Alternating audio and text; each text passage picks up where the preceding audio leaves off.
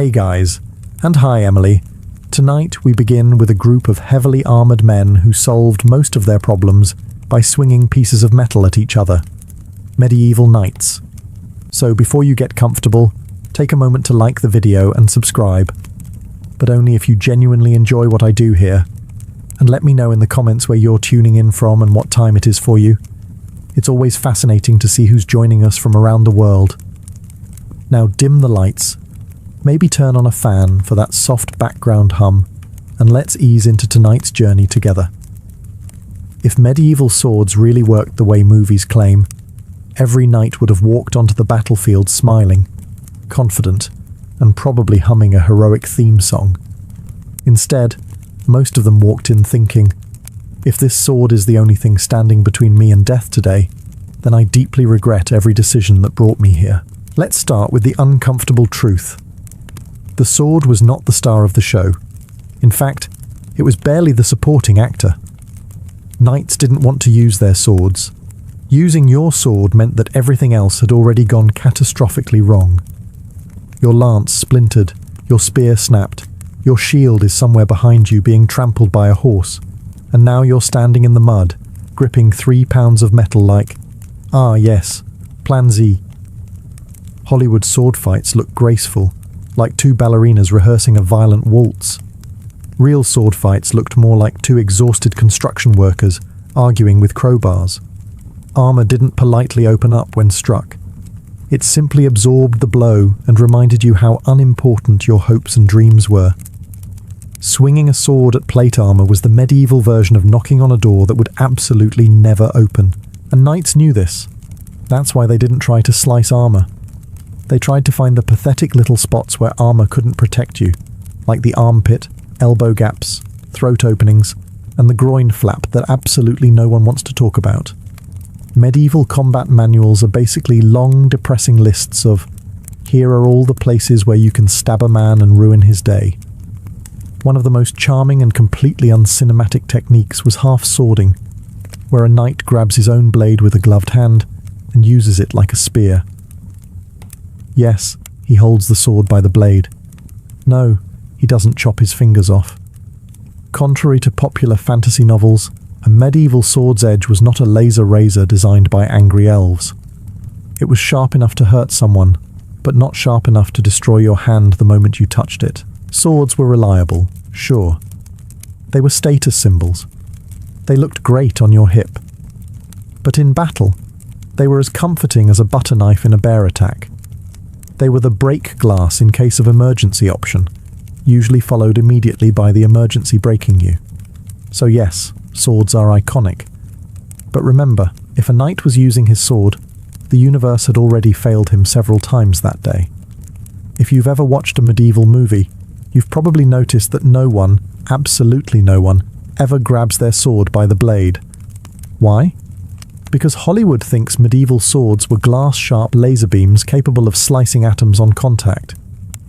Meanwhile, real knights were gripping their blades mid-fight like they were trying to choke the sword into behaving. Welcome to half-swording, the medieval combat technique that instantly separates actual knights from fantasy cosplay enjoyers. The idea was simple. If you can't cut through armor, and you definitely can't, you turn your sword into a short spear, grab the middle of the blade with your gauntleted hand, and start aiming for tiny armor gaps like you're trying to thread a needle during an earthquake. Half-swording worked because medieval swords were sharp, yes, but not your fingers fall off if you touch it, sharp. They were tools, not mythological artifacts. Knights wore thick leather gloves or plate gauntlets, which gave them better grip, protection, and just enough false confidence to attempt something that looks completely insane by modern standards. The whole purpose of half-swording was precision and desperation. You weren't swinging wildly anymore. You were guiding a stabbing point with surgeon-level intent, except you were not a surgeon.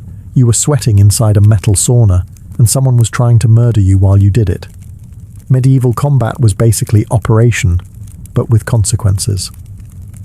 Combat manuals from the 1400s are full of lovingly illustrated instructions showing knights grabbing their blades, ramming them into armpits, prying open visors, and occasionally using the pommel like a hammer to encourage compliance.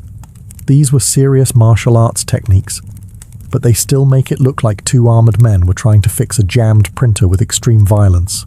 And let's be honest, half-swording also happened because medieval battlefields were depressing places. Mud, blood, screaming, and the sound of metal hitting metal for hours. Swinging a sword full force for that long would turn your arms into wet noodles. Half-swording let knights conserve energy while still being unpleasantly efficient. Of course, you'll never see it in movies. Actors grabbing the blade would ruin the mystique.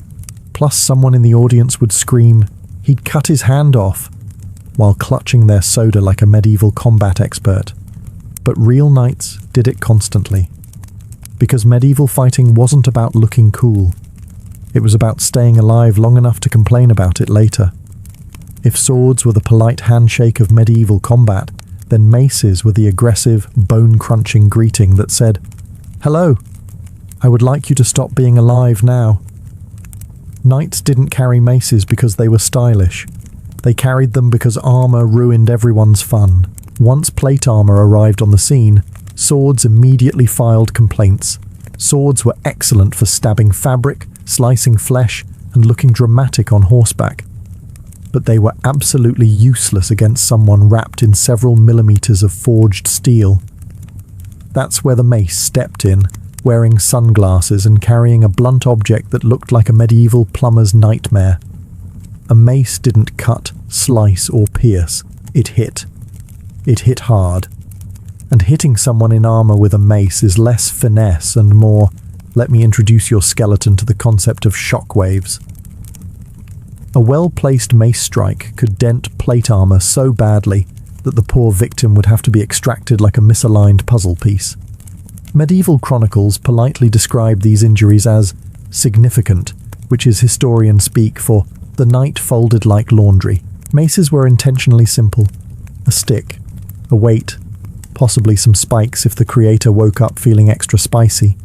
No complex geometry, no fancy metallurgy, just pure physics applied with violent enthusiasm. Knights loved them because maces didn't care who you were.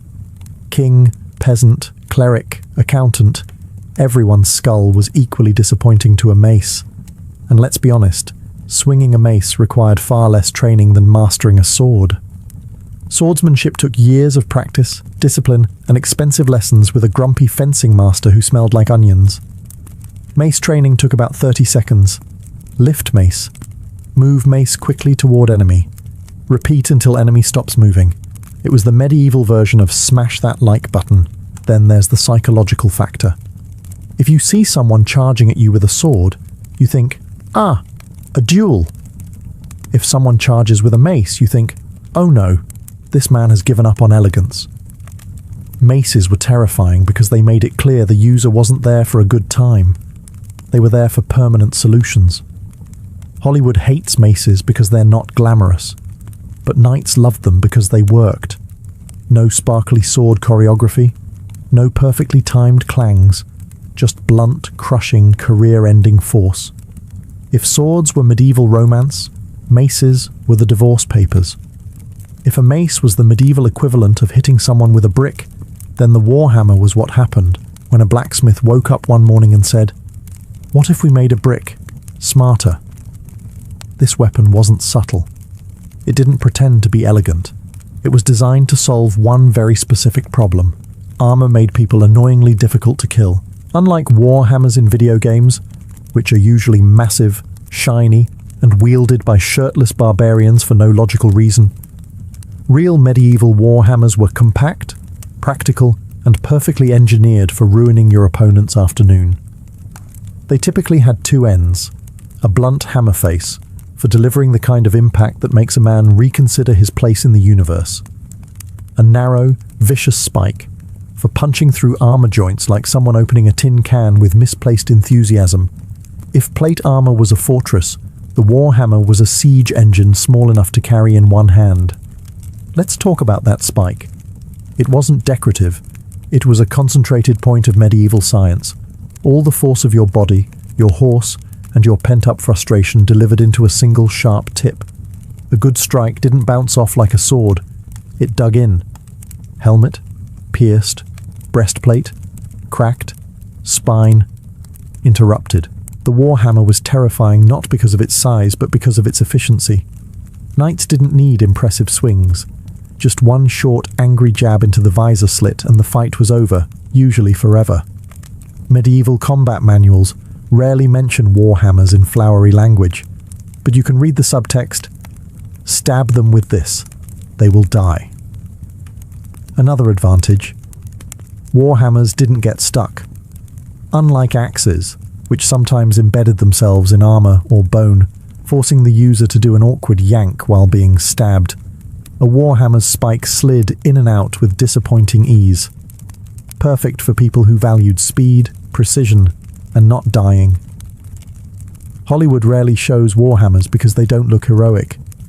There's nothing cinematic about a knight calmly puncturing someone's helmet like he's checking if a melon is ripe. But historically, warhammers were the great equalizers, small enough to ignore, powerful enough to regret ignoring. If swords were for ceremonies and maces were for stress relief, then warhammers were for moments when a knight said, "I need this person gone, now." If swords were the polite, socially acceptable side of medieval violence, axes were the part of the arsenal that said, "I didn't come here to impress anybody. I came here to ruin someone's entire week." And contrary to popular belief, knights absolutely used axes, not the lumberjack kind that look like they belong in a hardware store, but purpose-built combat axes that were lighter, faster, and considerably more judgmental. Medieval battle axes weren't giant slabs of metal. They were sleek, efficient instruments of destruction shaped by people who clearly had unresolved emotional issues. A well-made axe head concentrated force into a narrow edge, which made it superb for cutting through shields, splitting helmets, and chopping through anything the enemy conveniently left unprotected. Knights loved axes for the same reason modern people love power tools. They get results fast. An axe didn't care how fancy your armor was, how noble your bloodline was, or what inspirational speech you gave before the battle.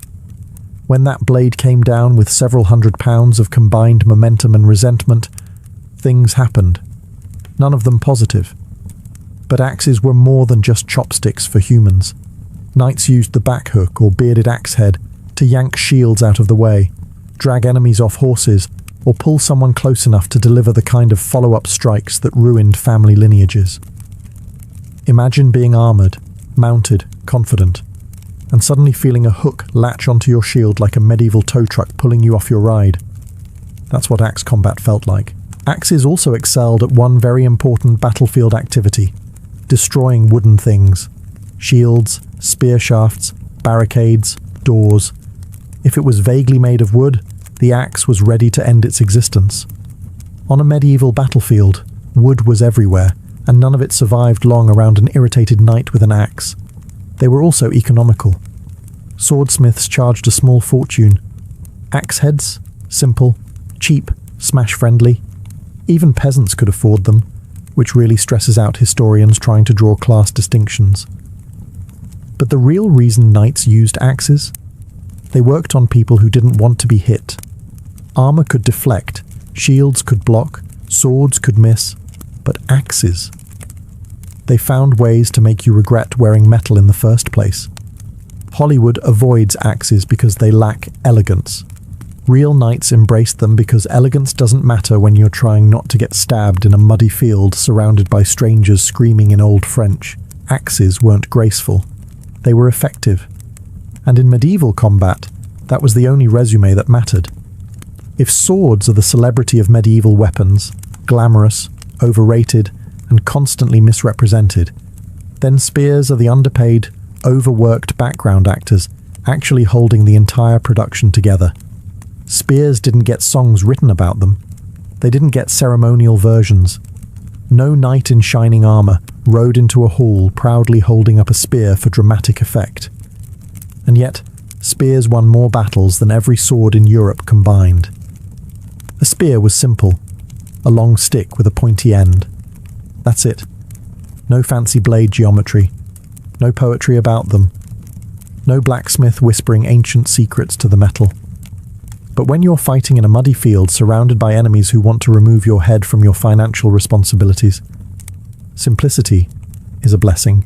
The first and most important fact: spears outranged everything. In a sword fight, your enemy is close enough to smell your breath. In a spear fight, you can start stabbing people 2 meters away while still contemplating whether they look like someone who flosses. A good thrust with a spear kept danger far away, which, incidentally, is the opposite of what Hollywood choreographers want. A knight on foot with a spear was terrifying. A knight on horseback with a lance was legally classified as a medieval missile.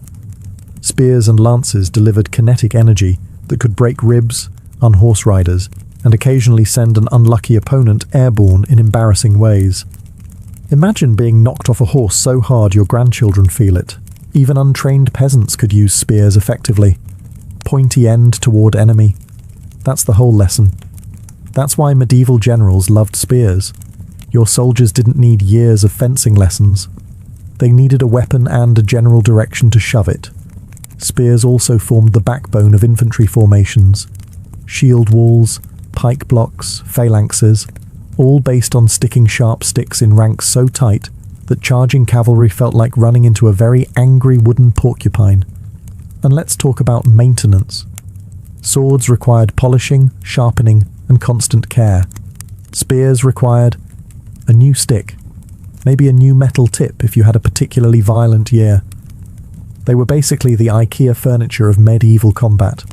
Cheap, functional, and surprisingly durable when used correctly. Hollywood rarely shows spears because they make fights too realistic. A spear duel is quick, efficient, and terrifying. Not the dramatic 15-minute clang-clang spin-twirl-jump sequence directors love. But real knights knew the truth. If you wanted to survive a battlefield, you prayed your sword stayed in its sheath, and your spear never left your hands. If you've ever watched a jousting scene in a Hollywood film, you probably think a lance charge is majestic. 2 noble knights galloping toward each other in slow motion, lances glinting in the sun, violins swelling, and everyone looking fabulous. In reality, a lance charge was much closer to participating in an unlicensed medieval demolition derby while wearing a metal oven. Let's start with the important part. A lance charge is basically a controlled car crash. A knight and his horse would accelerate to full speed, lower a long wooden pole, pray to several saints at once, and hope the opposing knight didn't have better aim. The physics were simple. The faster you went, the more devastating your hit, and the more likely you were to go flying off your horse like a sack of flour being launched from a trebuchet. And Hollywood's lances exploding into splinters isn't false. It's actually one of the few things they get right. Lances broke constantly. They were designed to. A solid, unbreakable lance would have turned every joust into a head removal competition, which admittedly, medieval audiences might have enjoyed too much. On an actual battlefield, not a tidy tournament field with cheering nobles, lances were even more chaotic.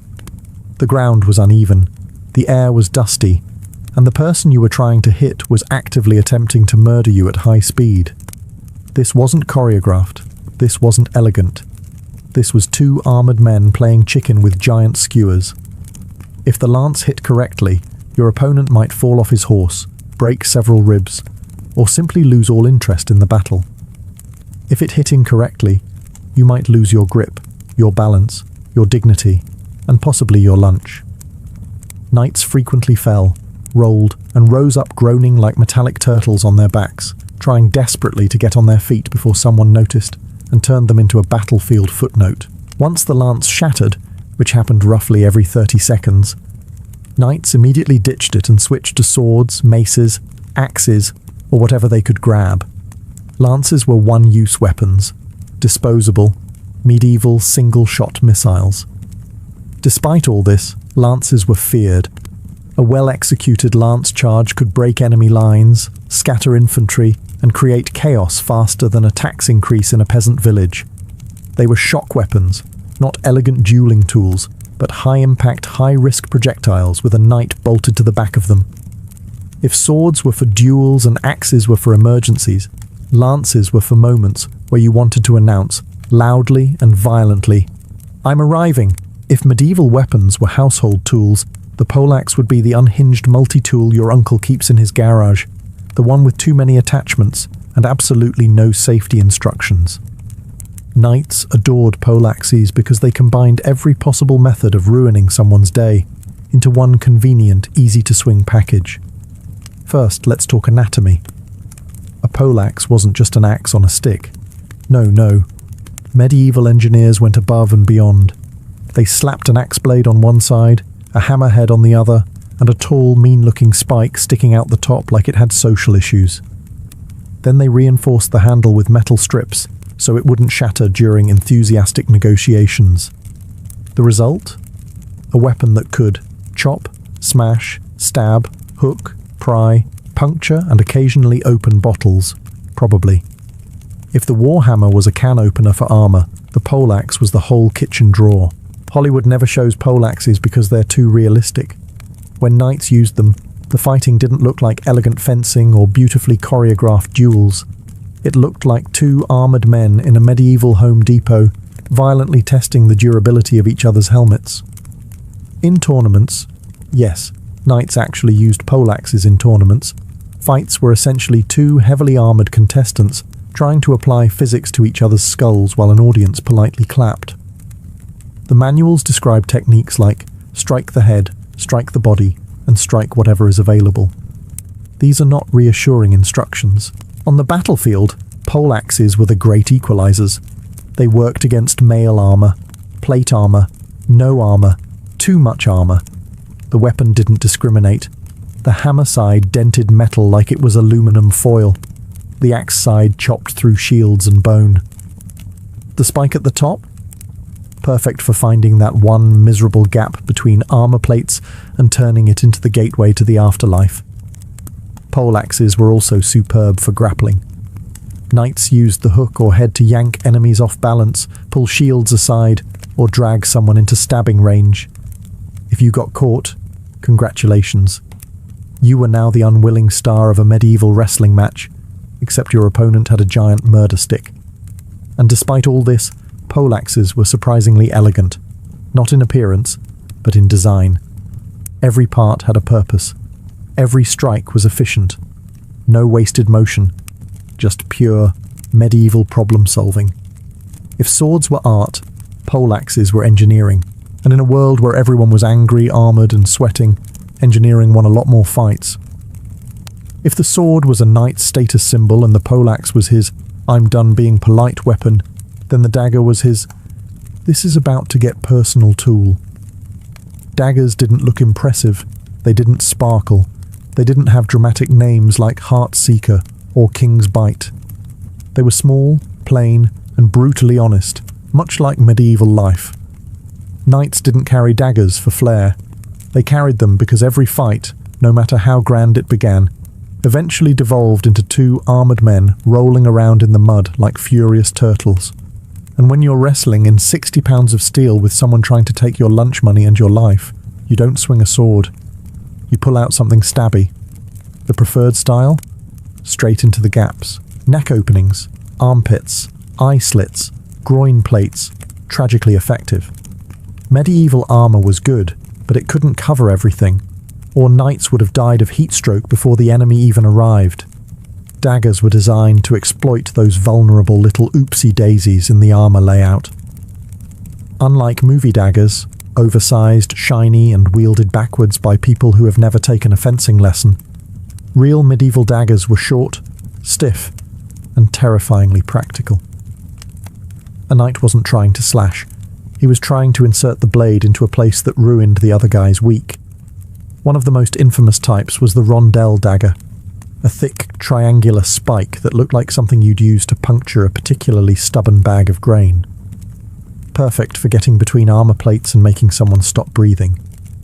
It was the medieval version of a precision screwdriver. If screwdrivers were designed to end bloodlines, combat manuals from the period show knights grappling, pinning, and driving daggers downward into visors like they were trying to force open a jar that refused to cooperate. There's no elegance in these illustrations, no flowing choreography, just raw intent and two men reconsidering the value of chivalry. But daggers weren't only for murder. They were utility tools too. Knights used them to cut rope, prepare food, adjust armor straps, carve wood, and, in one recorded case, perform battlefield surgery. That's right. The same blade a knight might use to quietly end a duel was also used to remove an arrow or slice an apple. Medieval multitasking at its finest. Hollywood usually ignores daggers because they're not flashy enough. But ask any knight. The dagger was often the final signature on a very violent contract. In the hierarchy of medieval weapons, daggers were small, but their impact was very, very big. If swords are the poster children of medieval combat, and maces are the instruments of medieval problem-solving, then shields are the unsung heroes, the exhausted, overworked, underappreciated employees of the battlefield who kept everything from falling apart. Knights didn't carry shields because it looked noble. They carried shields because not dying is surprisingly difficult when everyone around you is trying to make you die. A shield wasn't just a plank of wood. Oh no. Shields were complex, reinforced, and designed with the kind of practicality only a medieval survivor could appreciate. They were layers of wood, rawhide, glue, metal edging, and sometimes paint that probably took longer to dry than the knight expected to live. They weren't decorative. They were the medieval equivalent of walking around with a portable wall. Hollywood shows shields as polite, submissive objects, always lifted to block a predictable sword swing from a very considerate villain. Real shields were weapons. Knights used them to punch, shove, slam, bash, and occasionally help someone meet the ground faster. Picture an armored man charging at you with a wooden door strapped to his arm. That's shield combat. A good shield bash could knock a man off balance, stun him, break his teeth, or take him completely out of the fight before a single sword swing even happened. Knights weren't shy about using the edge of the shield like a cleaver either. That rim could crack ribs and collapse lungs if you hit someone sideways with enough medieval enthusiasm. And then there's the shape. Different shapes meant different jobs. Kite shields, great for cavalry, also great for turning wind resistance into a full-body workout. Heaters, smaller, lighter, less likely to yank your arm off when someone hits it. Round shields, perfect for smashing a Viking in the face if you found yourself unexpectedly in Scandinavia. Shields were also command centers. Knights decorated them with heraldry, not because it looked cool in paintings, but because on a chaotic battlefield filled with armored clones, a fancy yellow lion helped your friends figure out which side you were supposed to be smashing. Of course, shields broke, constantly. A hard hit from an axe could split one in half, leaving the knight holding what was now essentially a sad, overpriced pizza slice. But that was the point. Better the shield breaks than your bones. In the end, shields were the quiet, dependable co-worker in the office of war, doing all the heavy lifting while the sword took all the credit. If you imagine medieval combat as a dignified exchange of sword blows between two noble warriors, I regret to inform you that you are extremely mistaken, and possibly watching too many shampoo commercial-looking fantasy movies. Real knightly combat often ended with two heavily armored men rolling around in the mud like exceptionally angry armadillos, because yes, knights wrestled. A lot. More than you'd ever expect from people wearing 60 pounds of steel and trying to maintain their noble reputations. Grappling wasn't a rare emergency technique. It was a standard part of training. Medieval combat manuals, written by people who clearly enjoyed drawing pictures of men falling over, are full of throws, tackles, joint locks, leg sweeps, and methods to yeet someone off balance while politely crushing their windpipe. They even included charming illustrations of knights flipping each other upside down like armored acrobats who made several terrible life choices. The logic was simple. Once you're close enough to grab your opponent, swinging a sword becomes about as useful as swinging a baguette. Knights would close the distance, grab armor edges, twist limbs, hook legs, and slam each other into the dirt with enough force to make modern wrestlers wince. And because the armor absorbed so much damage, they could really commit to these moves without instantly dying, which meant grappling matches were incredibly chaotic and spectacularly undignified. The goal? Get the enemy on the ground. Once he's down, he's not getting back up quickly. Gravity is the ultimate medieval weapon. And once he's down, what do? You you transition to the chapter your mother told you never to ask about, the dagger. While the opponent flailed helplessly like a beetle flipped onto its back, the victor would plant a knee, grab a rondelle dagger, and start trying to convince the other guy's armor to stop interfering with the whole stabbing process. Grappling also helped in breaking grips, disarming opponents, or simply bullying them into exhaustion. Sometimes knights grappled because their weapons got stuck in armor, sometimes because visibility was terrible, and sometimes because they tripped. Yes, a surprising amount of medieval combat was the direct result of slipping in mud, blood, or the medieval equivalent of banana peels. Hollywood never shows this because it ruins the romance. Nothing kills the fantasy faster than Sir Gallant of House Sparkle Fountain clumsily body-slamming his opponent face first into a puddle. But real knights? They knew the truth. When all else fails, grab the enemy and throw him to the ground like a sack of medieval potatoes. If knights had one thing going for them, it wasn't chivalry, noble ideals, or good hygiene. It was armor. Armor was their walking safety deposit box, their portable insurance policy, their "please don't stab me today" outfit.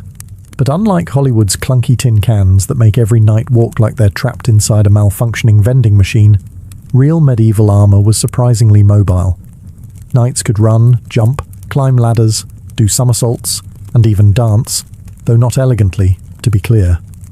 Armor evolved for one purpose: to keep the knight alive long enough to complain about the battle afterward.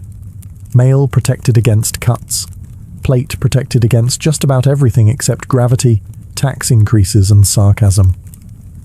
A knight clad in full plate was basically a medieval tank, and like all tanks, the goal was to be annoyingly hard to kill. But let's clear up a myth. Armor was not impossibly heavy.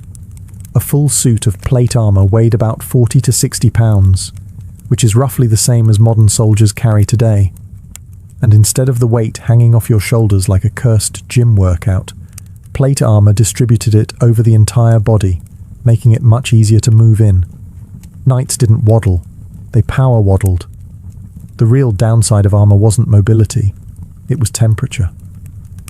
Wearing a steel oven in the middle of a battlefield meant sweating approximately half your body weight every hour. Inside that helmet, it was basically a sauna with terrible ventilation and a 100% chance of incoming weapons. Knights had to choose between lifting their visor for fresh air or keeping it shut to avoid an unexpected face ventilation hole, courtesy of someone else's spear. Armor also meant that fights lasted longer, sometimes far too long. Blows that would have turned an unarmored peasant into battlefield jam simply bounced off a knight with a loud, echoing bonk that signaled both survival and mild annoyance. That's why weapons evolved to be more aggressive. Hammers, maces, poleaxes, basically anything that could turn armor dents into internal injuries.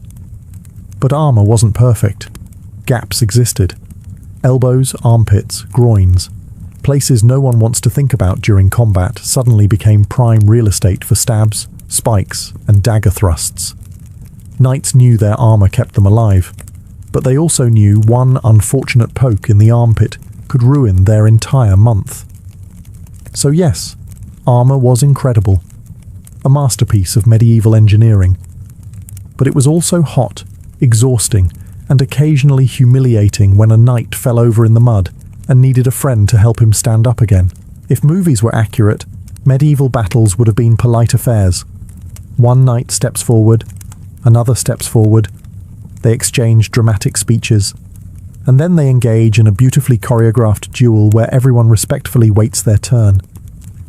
Real medieval battles, however, looked less like honor-filled engagements and more like a metallic riot inside a collapsing barn. For starters, the idea of a clean one-on-one fight is adorable. On a real battlefield, if you paused to duel someone, at least 8 other people would sprint over to stab you in various places before your dramatic introduction was finished. Medieval warfare was not fair. It wasn't cinematic. It was a crowded, muddy free-for-all where teamwork meant don't stab the guy wearing the same colours as you. Visibility was terrible. Knights wore helmets with slits the width of a pessimistic smile. The battlefield was full of smoke, dust, and the screams of people who clearly signed up for the wrong career path. Half the time, Knights couldn't tell who they were hitting. You swung, you prayed, you hoped it wasn't your cousin. Footing was also a nightmare. Mud, blood, broken weapons, loose rocks. Combatants slipped constantly. Knights fell over so often that medieval warfare might have been the inspiration for physical comedy. Falling in full armor isn't elegant. It's like watching a refrigerator attempt yoga. And getting up was even worse. While the knight thrashed around like a distressed turtle, enemies often took the opportunity to introduce a mace to his helmet. Formations didn't stay neat either. Textbook lines of battle turned into tangled mosh pits within minutes.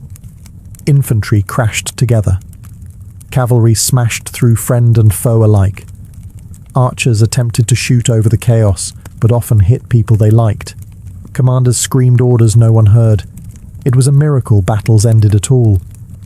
People didn't die in dramatic duels. They died from exhaustion, dehydration, heat stroke inside their armor, or being trampled by a horse that was equally terrified and equally confused about its life choices. Most deaths didn't involve elegant swordplay. They involved a man too tired to lift his shield one more time. Hollywood hides the truth because it's messy. The real battlefield wasn't a stage. It was an overcrowded, deafening disaster zone where survival depended on awareness, endurance, and sheer spite. So no, knights didn't engage in noble 1-versus-1 duels in the middle of a battle. They survived medieval combat the same way we survive Mondays, by stumbling forward, avoiding danger, and hoping everyone else was having a worse day than you. If you've ever wondered why medieval knights carried so many different weapons, the answer is simple. Nothing ever worked on everyone. A knight choosing weapons was like a medieval handyman opening a toolbox full of objects designed to solve very specific, very unpleasant problems. Hollywood pretends knights fought with one signature blade like they were role-playing characters with a strong personal brand. Real knights, however, switched weapons faster than modern people switch Wi-Fi networks. Every weapon had a job, a very specific job. Take the sword, great for cutting unarmored peasants, terrible for cutting knights dressed like steel pumpkins. The mace, perfect for breaking armor, terrible for reaching anyone more than 2 feet away. The spear, amazing for keeping danger at arm's length, until someone stepped inside that arm's length, and suddenly your spear felt like a very long, very inconvenient broom handle. Knights understood that the battlefield was not a polite environment. You couldn't rely on one weapon because battles were unpredictable, chaotic, muddy, and aggressively unpleasant. One moment you're on horseback charging with a lance. The next moment your horse decides it has had enough of your nonsense and politely ejects you into a ditch. Now you need a sword, or a dagger, or therapy. But therapy hadn't been invented yet, so you settle for the dagger. Against plate armor? Bring a hammer or mace. Against mail armor? Try an axe or a thrusting sword. Against someone running away? Try a spear. Long reach, excellent encouragement tool. Against someone too close for comfort? Grapple and use the dagger. Against someone on horseback? A poleaxe works wonders. Against someone with better armor, better aim, and better morale? Run. Historically accurate. Knights weren't collecting weapons because it looked cool. They were hedging bets. You brought a mace for crushing, a sword for stabbing, a dagger for finishing, a spear for poking, and maybe a war hammer in case someone got ideas. If knights could have carried a medieval flamethrower, they absolutely would have. Weapons were also seasonal. Muddy fields made long weapons annoying. Forests made spears awkward. Tight formations made swords useless. And everything made horses nervous, because horses famously do not care about your shiny armor or heroic intentions. They just want to not die. In short, knights used whatever worked. Weapons weren't chosen for honor, aesthetics, or symbolism. They were chosen for efficiency, survival, and maximum discouragement of enemies. The movies give knights signature weapons. History gave them a shopping list. The romantic image of the medieval knight, noble, shining, graceful, heroic, is a lovely piece of fiction created by poets, painters, and people who were not present when knights actually interacted with reality. The real knight was a battlefield athlete, a tactical bruiser, and a walking sauna who spent most of his career drenched in sweat, soreness, and regret. Forget elegance. A knight's life was 20% training, 10% fighting, and 70% complaining about both. Training involved lifting heavy weapons, sprinting in armor, riding horses that didn't want to cooperate, and practicing moves that required the agility of a gymnast and the patience of a saint. All while wearing layers of fabric, mail, padding, and steel that turned your body into a human pressure cooker. Knights were strong, but not bodybuilder strong. They were carry your armor, swing a weapon repeatedly, climb a wall, avoid heat stroke, and fight for your life for 30 minutes straight. Strong. The kind of strength that comes from necessity, not from protein shakes. On the battlefield, knights weren't calm or polished. They were tactical survivors. Every decision mattered. When to charge, when to fall back, when to grapple, when to switch weapons, when to retreat, when to pretend to retreat, and when to scream for help because your foot got stuck in another corpse. They fought smart. They understood leverage, angle, weight distribution, and positioning.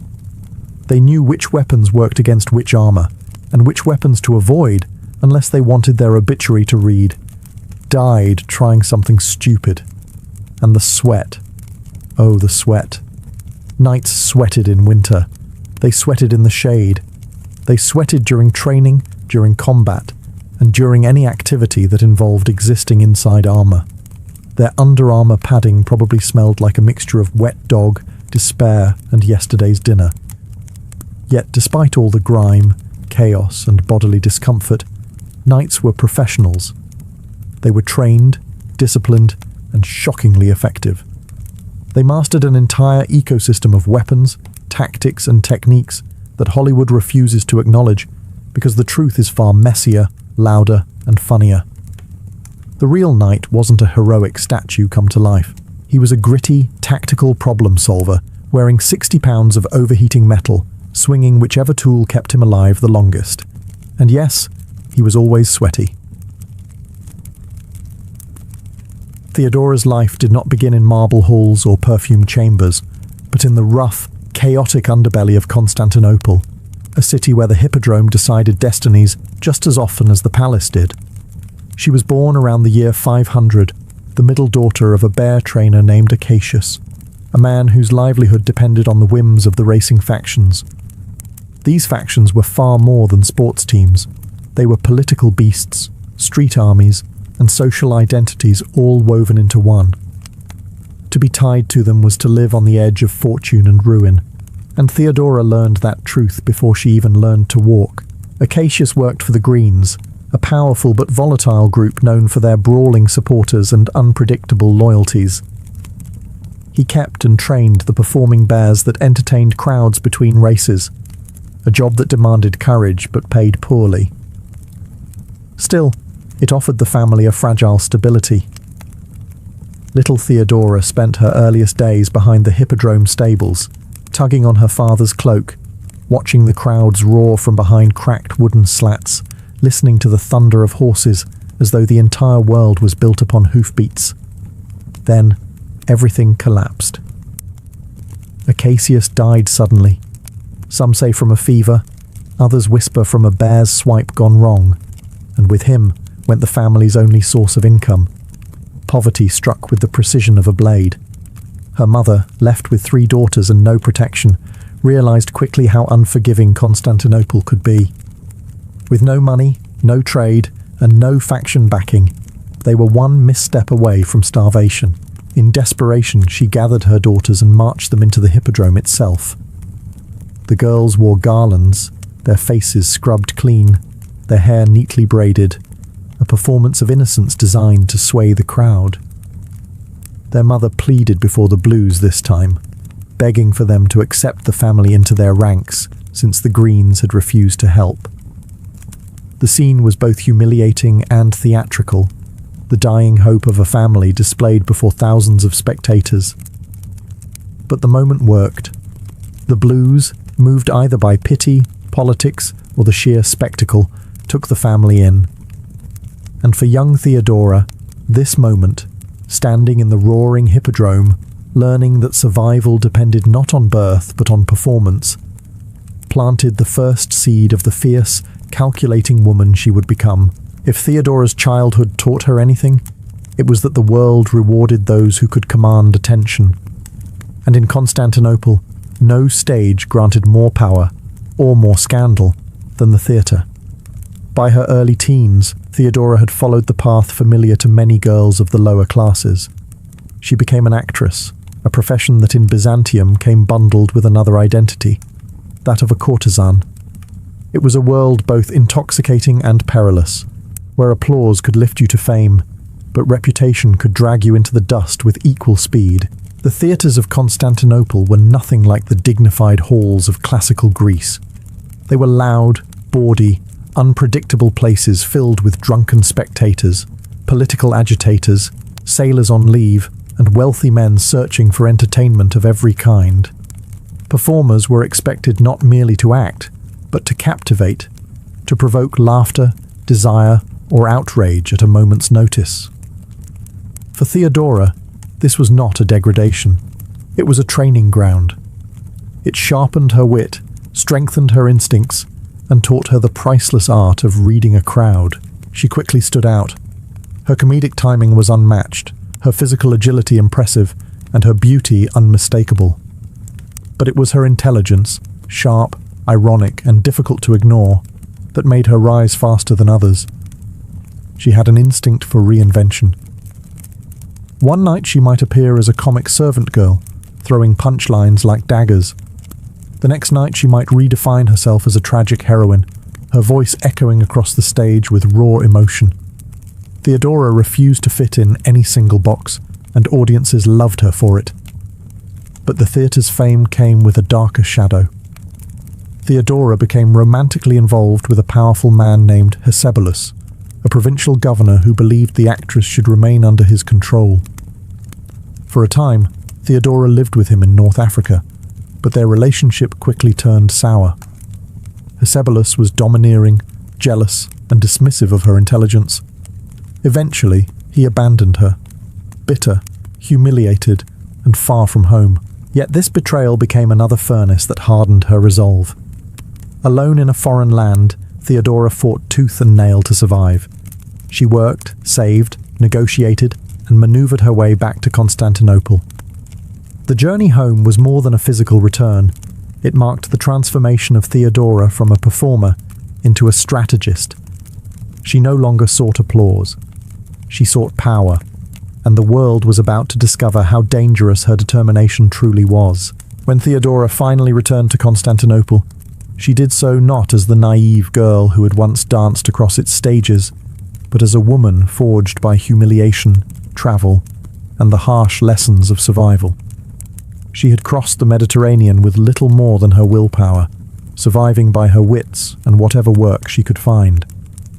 During this journey, she experienced poverty more intense than anything she had known in childhood.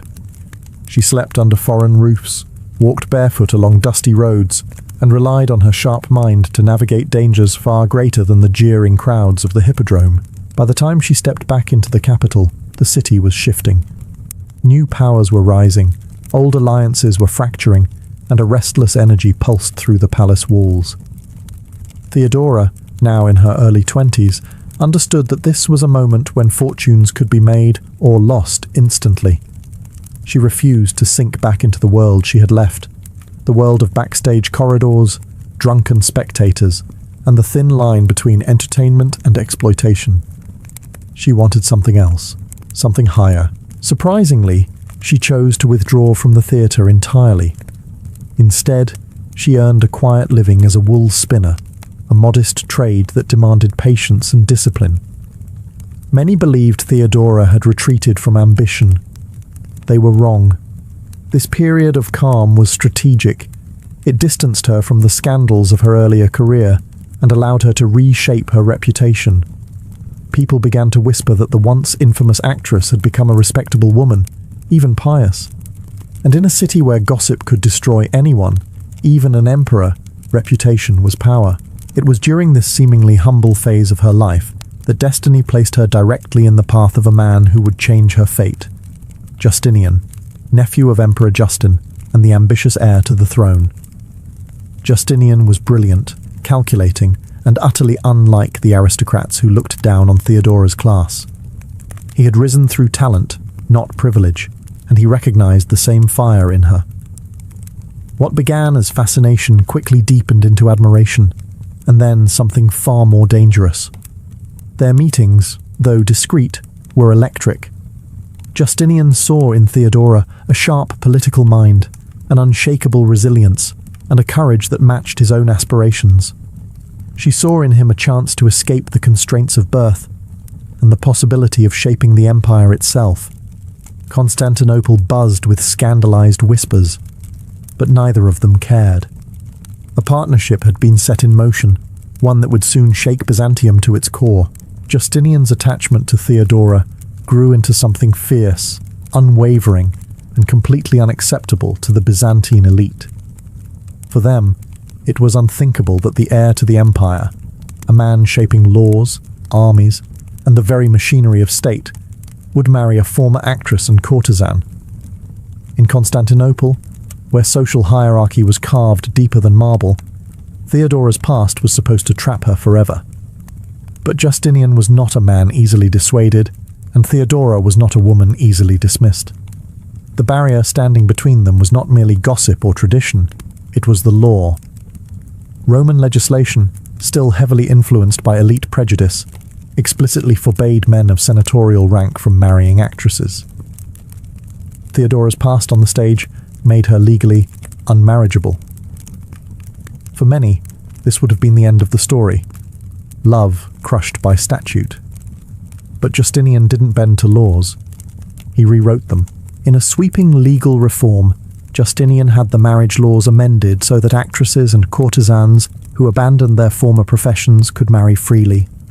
It was an extraordinary act, one that signaled to the entire empire that Theodora was not merely a lover or companion. She was the woman he intended to elevate to the pinnacle of power. Theodora's enemies were outraged. To them, she represented moral decay, a living reminder that their rigid social order could be overturned.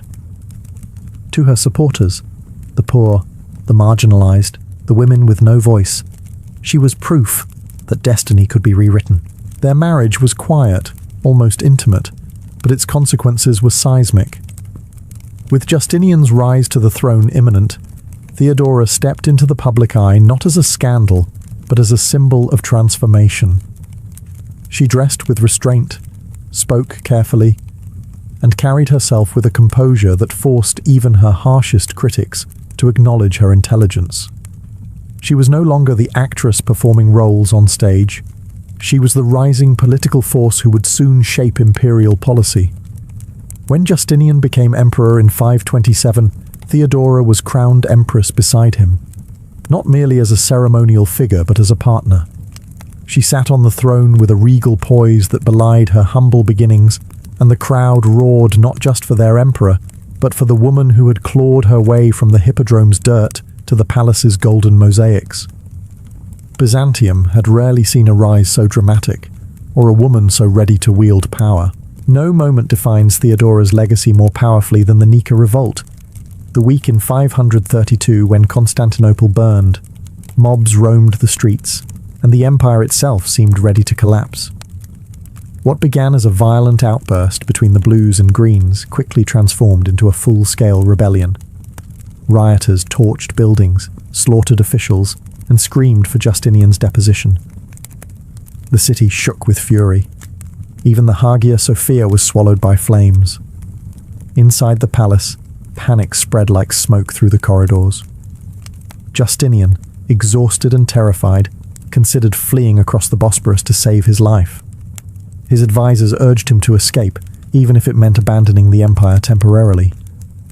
And for a moment, a brief, fragile moment, it seemed the Eastern Roman Empire might lose its emperor to fear.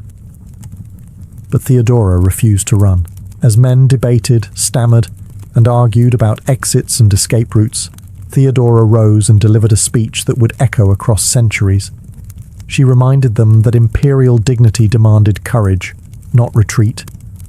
She said she would rather die in purple, the imperial colour, than live in exile, hunted and humiliated. Her words were not theatrics, they were steel. She was prepared to face death head-on because to her, survival without honour meant nothing.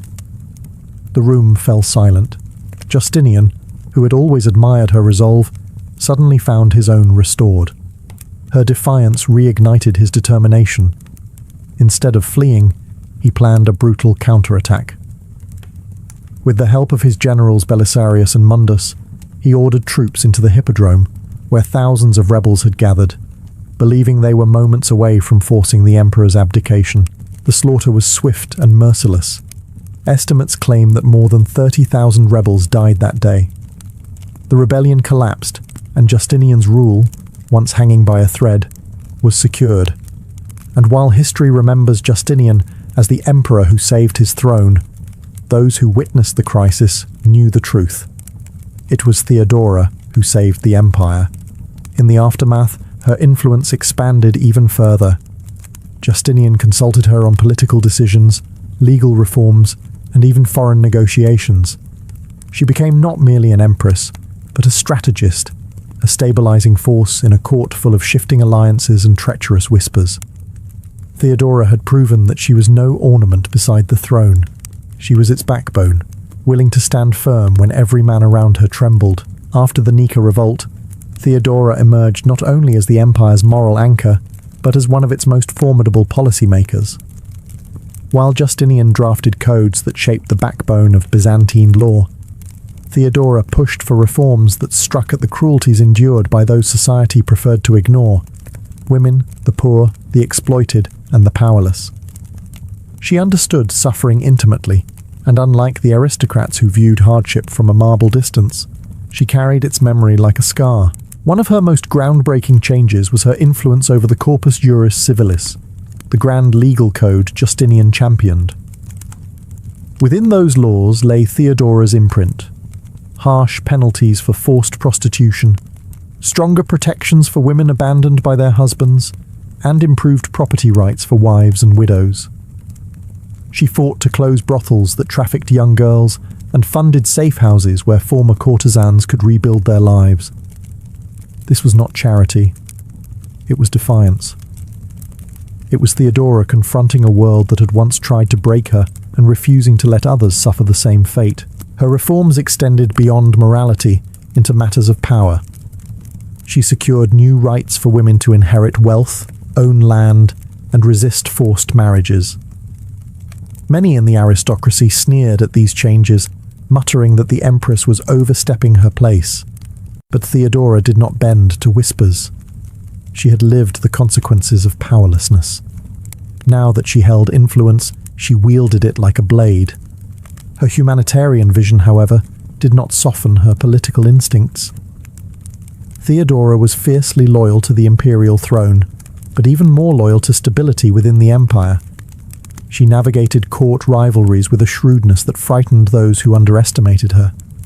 Ambitious generals, scheming senators, and even church leaders found themselves tangled in the empress's calculations. Theodora never confronted threats with open theatrics. She preferred quiet maneuvers, decisive actions, and a reputation that warned others not to challenge her lightly. Her support base grew among the lower classes, especially women who saw her as a living symbol of possibility.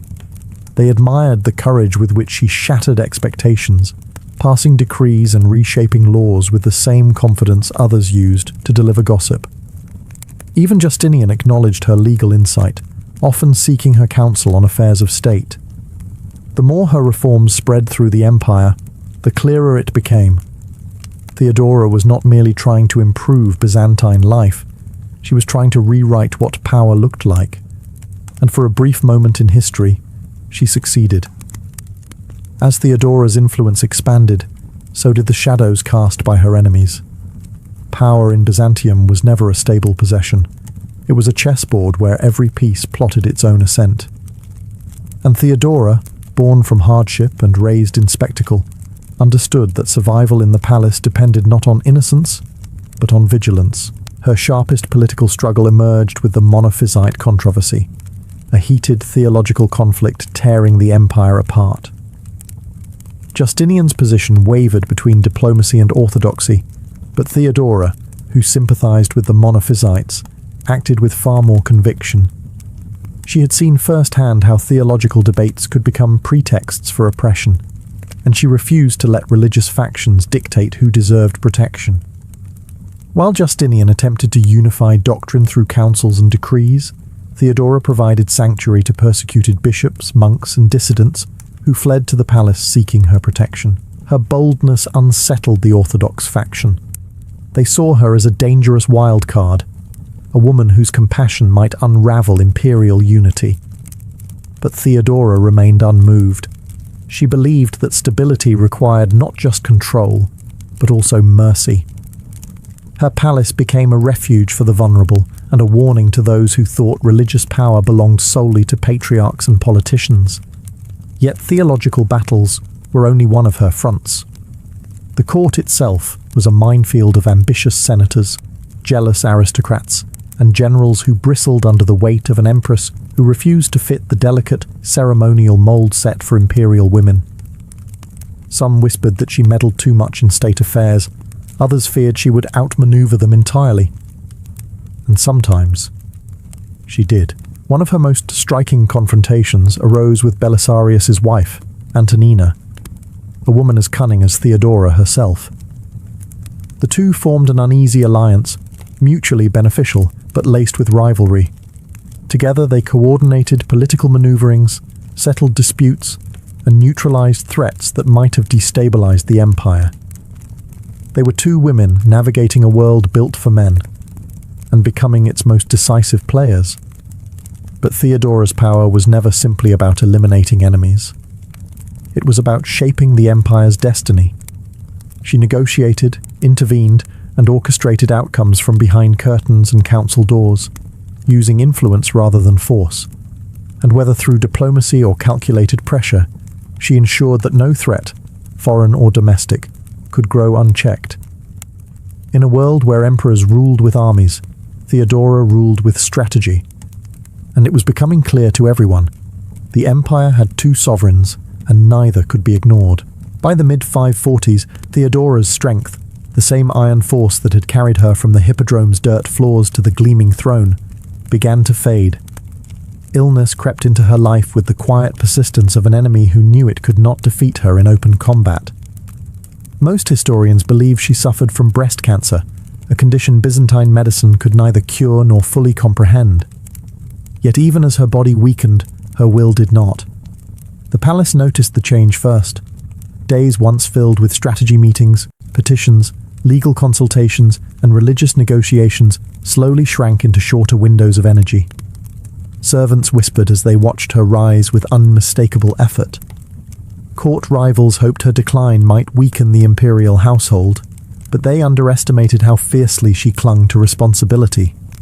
Theodora had spent her entire existence refusing to be defined by circumstance, and she would not begin now. Justinian, often consumed by the demands of the empire, grew increasingly concerned. Their marriage, once the gossip of Constantinople, had matured into a quiet but profound partnership. The emperor sought her counsel on matters large and small, and even as illness strained her voice, her advice continued to shape the empire's decisions. Whether discussing tax reforms, church disputes, or foreign campaigns, Justinian still leaned toward his wife's judgment, a testament to how deeply he trusted her political instincts. Theodora's final years became a race against time. She worked relentlessly to secure her reforms, strengthen her alliances, and shield vulnerable groups who depended on her protection. She ensured the safety of Monophysite leaders, expanded aid networks for women at risk, and quietly positioned allies within key offices. She understood that when she was gone, her enemies would try to reverse everything she had built, and she was determined to deny them that victory. Outside the palace, the empire mirrored her struggle. Plagues, wars, and rebellions rattled the Eastern Roman world, but Justinian's administration held together largely because Theodora had learned how to stabilize chaos. Her presence acted as a counterweight to Justinian's relentless ambition, grounding his policies and tempering his impulses. On June 28th, 548, Theodora died at roughly 48 years old. Justinian was devastated. The empire mourned a woman who had risen from poverty to become one of the most influential figures Byzantium had ever seen. Even her enemies, though relieved, could not deny her brilliance. Theodora had reshaped the empire, and she had done it on her own terms. Theodora's death did not end her influence. It ignited a new era of debate, fascination, and reinterpretation.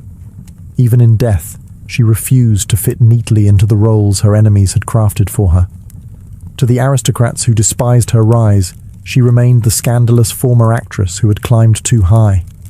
To the poor, the powerless, and the forgotten, she was a symbol of defiance, proof that birth did not dictate destiny. And to Justinian, she was irreplaceable.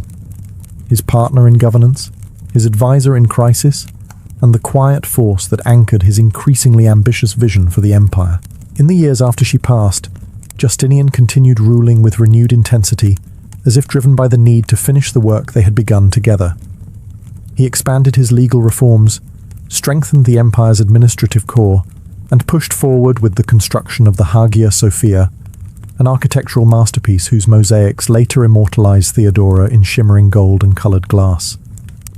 That mosaic, still preserved today, captures her not as a courtesan or an actress, but as a queen. A woman robed in jewels, haloed in imperial dignity, holding gifts meant for the altar. A visual declaration that her story would not be erased. Her legacy lived most powerfully in the legal reforms she championed. Women throughout the empire would benefit from the protections she insisted on: rights in marriage, property, inheritance, and freedom from exploitation. These were not minor footnotes in Byzantine law, they were shifts in the social foundation of the empire. Long after her enemies' names faded from records, Theodora's reforms endured in the legal traditions that shaped Europe and the Near East for centuries. But perhaps her greatest legacy was the audacity of her life itself. She had risen from the lowest rung of Byzantine society, a world where actresses were considered barely above beggars, and carved out a place not just beside the emperor, but in the machinery of imperial power. Her story became a challenge to the rigid hierarchies of her time, a reminder that intelligence, resilience, and courage could outmaneuver privilege. Even today, historians debate her motives, her morality, and her influence. But what none can deny is her impact.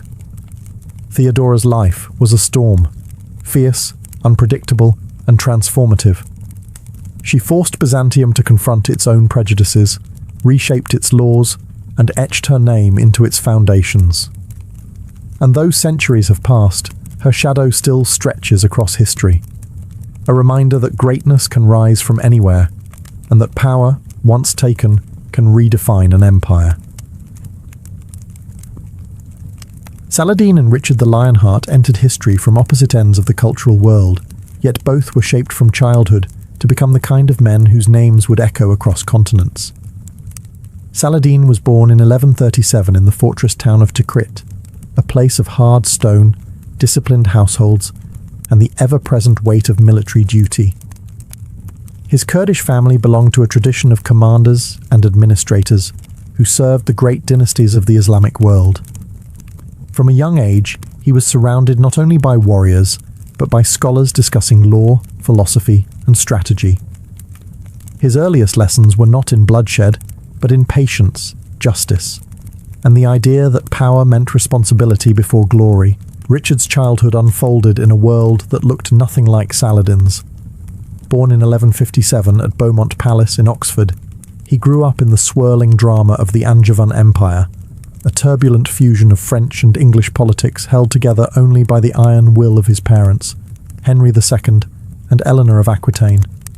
Courts echoed with troubadours singing tales of heroic knights, holy quests, and glorious battles. Where Saladin learned restraint, Richard learned pageantry. Where Saladin absorbed quiet strategy, Richard absorbed fire and spectacle. By age 16, Richard led armies. By 22, he was feared across France. His reputation was built on bold charges, fearless assaults, and a charisma that made knights rally instinctively to his banner. Yet even in their differences, the threads of destiny were pulling them toward the same stage. As the Crusader states in the Levant staggered under weak leadership and constant infighting, a new force was rising in the Muslim world. Saladin, once unsure of military life, discovered his own brilliance as he served under his uncle Shirkuh. He learned the value of unity and began the impossible task of bringing Syria, Egypt, and Mesopotamia under one cause, a cause greater than conquest, the recovery of Jerusalem. Meanwhile, across Europe, the call of crusade ignited Richard's ambition. A king who cared more for the sword than the throne, he saw the Crusades not simply as a religious duty, but as the greatest proving ground a knight could ever dream of. It was where legends were made, and Richard intended to carve his name among them. Two men, raised in opposite cultures, guided by opposite philosophies, were being drawn toward a single battlefield. Not merely as enemies, but as rivals shaped by fate, destined to clash, destined to respect, destined to remember each other forever. Before Saladin could ever meet Richard on the battlefield, he first had to confront an enemy far more dangerous than any crusader: division within the Muslim world itself. The Middle East of the 12th century was a fractured landscape of rival emirs, competing dynasties, and political distrust. Egypt struggled under the failing Fatimid Caliphate, Syria was split among quarrelling princes, and Jerusalem remained in Crusader hands, weakened but still defiant. No single ruler could unite these territories. Few even dared to imagine it. But Saladin, quiet in demeanour and underestimated by many, saw unity not as a dream, but as a necessity. Under his uncle Shirkuh, he learned the ruthless political realities of the region, watching how alliances were forged with handshakes and broken with daggers. He also learned the subtler art of winning loyalty, not through fear, but through fairness. After Shirkuh's death, Saladin unexpectedly became vizier of Egypt. Many dismissed him as a temporary figurehead. They assumed he lacked the cunning to navigate court politics. They were wrong. Through careful diplomacy, calculated generosity, and decisive action, Saladin dismantled the corrupt Fatimid power structure and restored Egypt to Sunni rule. It was a masterstroke. Egypt became the financial and military backbone he needed for his next ambition, uniting Syria, Palestine, and Mesopotamia. He moved methodically, taking cities not only by the sword, but by persuasion, offering clemency to enemies and stability to regions long exhausted by internal conflict. Each victory strengthened his reputation as a leader chosen not by birthright, but by destiny. Still, one prize remained: Jerusalem. For decades, Muslims across the region had viewed its loss as a wound in the heart of Islam. Saladin promised not vengeance, but restoration, a return of balance and dignity after years of chaos. In 1187, at the Battle of Hattin, he broke the Crusader armies in a single breathtaking victory. The holy city fell soon after, but without massacre or cruelty. Saladin allowed Christians to leave peacefully upon payment of ransom, protecting thousands who had feared annihilation. His fairness shocked Europe, his chivalry inspired legends. And across the sea, word of Saladin's rise travelled fast. Kings and knights murmured his name with a mixture of respect and alarm. One man in particular listened with unusual intensity, a newly crowned English king who hungered for challenge and glory. Richard the Lionheart. Their destinies were now on a collision course. While Saladin was uniting the Muslim world under a single banner, Europe was erupting with outrage. News of Jerusalem's fall spread across kingdoms like a spark across dry straw. Preachers thundered from pulpits, knights clenched their fists, and kings felt the weight of divine expectation settle on their shoulders. Among them was the newly crowned Richard I, a king whose heart had always belonged more to the battlefield than the throne. Richard did not need persuasion. The crusade was the perfect stage for everything he believed himself to be: a warrior chosen by God, a knight destined for glory, a leader whose sword would carve righteousness into history. He inherited a kingdom mired in debt and political troubles, but he cared little for the burdens of ruling England. He sold lands, emptied treasuries, and prepared for war as if it were a sacred pilgrimage. His mother, Eleanor of Aquitaine, supported his ambition. She knew her son's nature better than anyone. Richard was born for conflict. The crusade was not a duty, it was a calling. The journey to the Holy Land was fraught with storms and political manoeuvring. Richard's fleet nearly sank off Cyprus, and when its survivors were mistreated by the island's ruler, Richard invaded without hesitation. He conquered Cyprus in a matter of weeks, reshaping its governance and securing it as a vital crusader base. His ruthlessness shocked some and impressed many, but one thing became clear. Richard would not be slowed down by insult or provocation. Every obstacle was merely another chance to prove his ferocity. When he finally reached Acre in 1191, the Crusader forces were exhausted, starving, and on the brink of collapse under Saladin's siege. Richard arrived like a storm. His crossbowmen shredded enemy lines, his engineers built siege engines at astonishing speed, and his presence alone reinvigorated weary soldiers. Within weeks, Acre fell. The Crusaders hailed Richard as the saviour of the campaign, but Richard's victories came with a darker edge. In one infamous act, he executed about 2,000 Muslim prisoners after negotiations with Saladin stalled. To Richard, it was a strategic necessity. To Saladin, it was a grave wound. Yet even in this moment of brutality, Saladin did not retaliate with equal cruelty. He responded with discipline, restraint, and a refusal to be dragged into savagery. The arrival of Richard the Lionheart signalled a new phase of the war, one defined not merely by battles, but by reputation. Each man now studied the other from across the battlefield, recognizing a rival worthy of respect. The fall of Acre marked the moment Saladin and Richard the Lionheart truly became aware of each other as rivals. Not abstract threats, but living, thinking opponents whose decisions could alter the fate of empires. The months that followed were a series of chess moves played with armies, ambushes, negotiations, and feints. Neither man underestimated the other. Both prepared as if facing an equal force of nature. Richard's march south along the coast toward Jaffa became a showcase of discipline rare among Crusader armies. He drilled his men relentlessly, assigning crossbowmen to march in tight formations behind pavises, while knights rode in controlled ranks, a stark contrast to the chaotic charges that had doomed previous Crusader forces. Richard understood Saladin far better than most Western leaders. He knew the Sultan preferred speed, ambush, and harassment. He prepared accordingly. Saladin, for his part, watched Richard with growing respect. The Lionheart was unlike the European kings he had defeated before.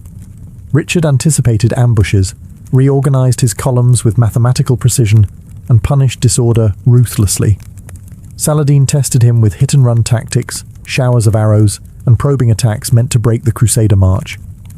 Richard didn't budge. If anything, he seemed to thrive under pressure, issuing commands from horseback with a confidence Saladin recognized in himself. Their first major confrontation exploded at the Battle of Arsuf in September 1191.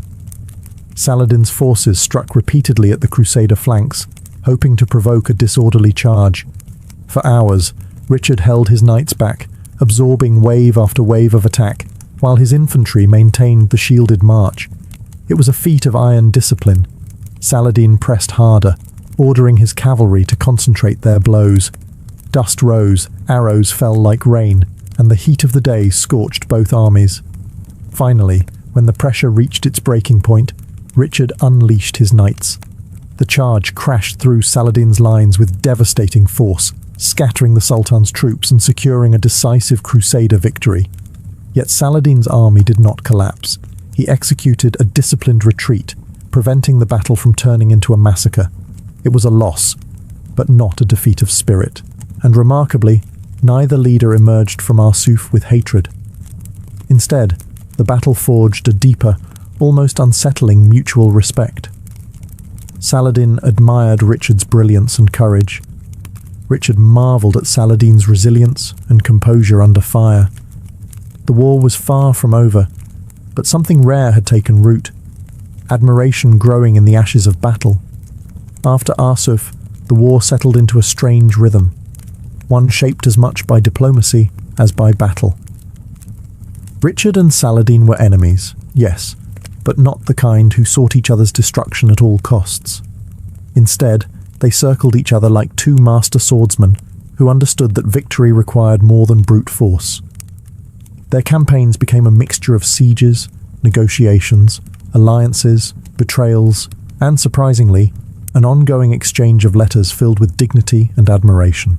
Richard marched toward Jerusalem but stopped short. He understood that even if he captured the holy city, he couldn't hold it.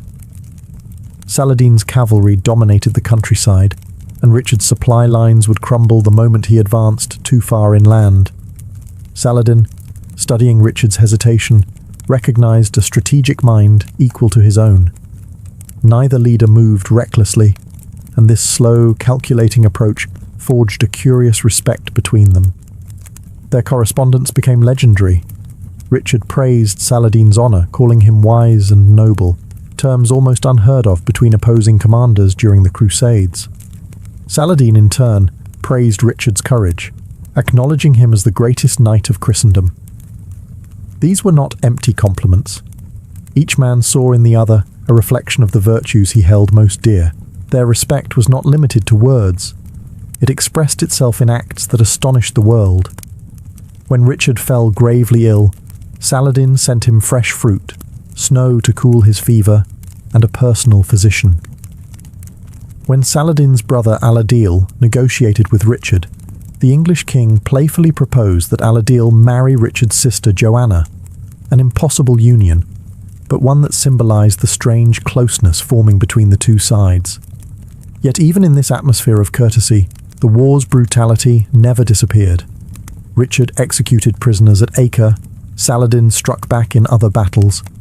Each man carried the weight of armies and faiths on his shoulders.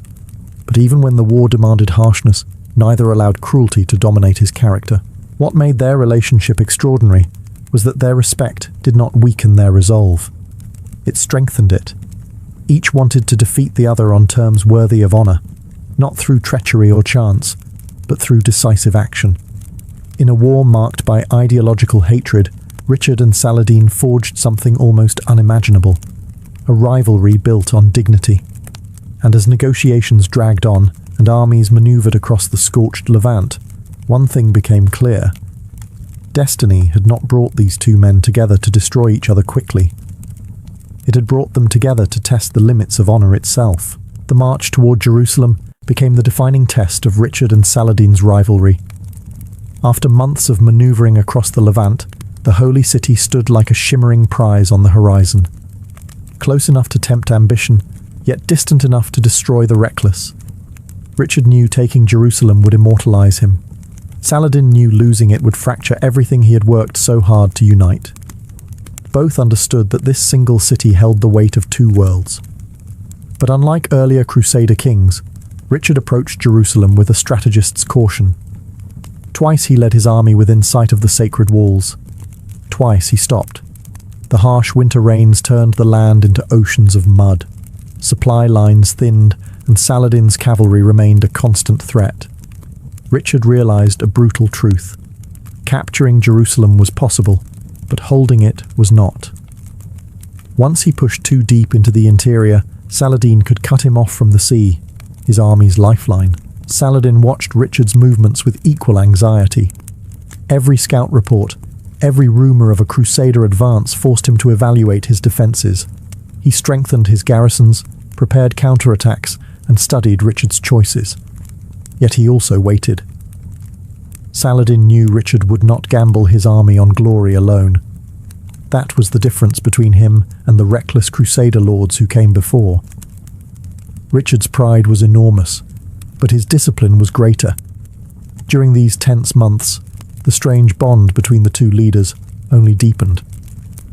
Richard wrote to Saladin proposing peace terms, prisoner exchanges, and even marriages between their families.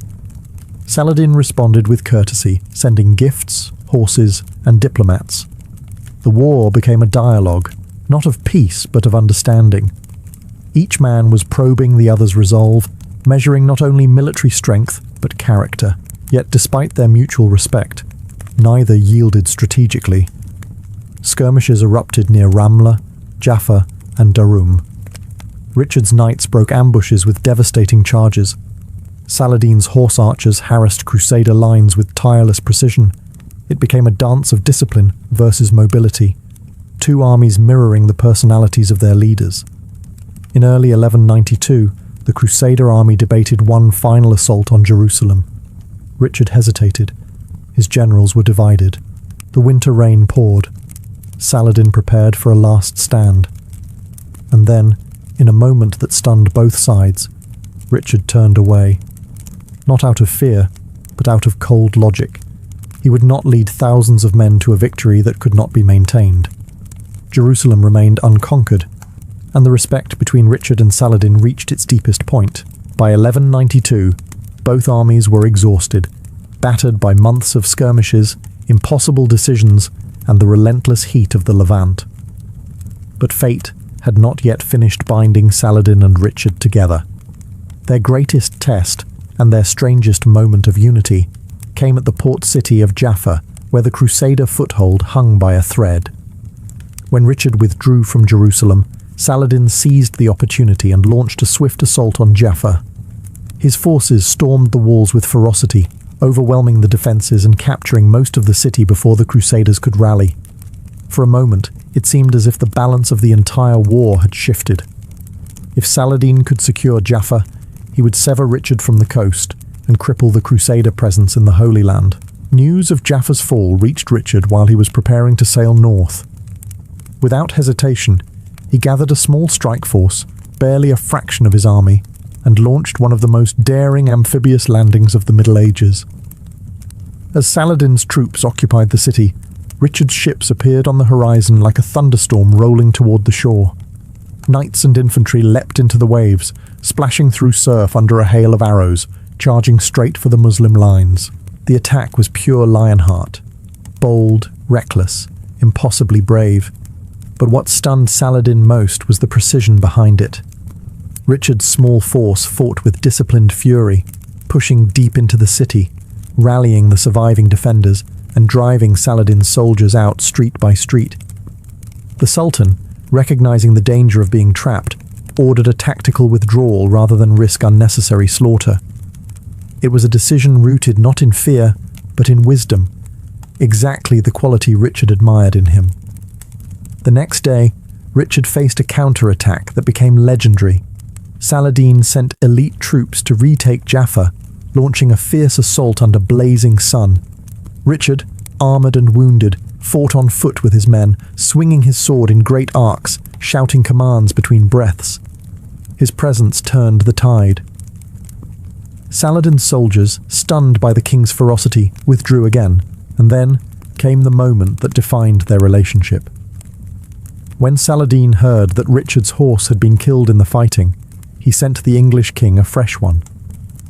A gesture of respect in the middle of war. A noble acknowledgement that their rivalry was not built on hatred, but honour. Enemies fought at Jaffa. Legends met there. By late 1192, the Third Crusade had reached a strange, almost surreal stalemate.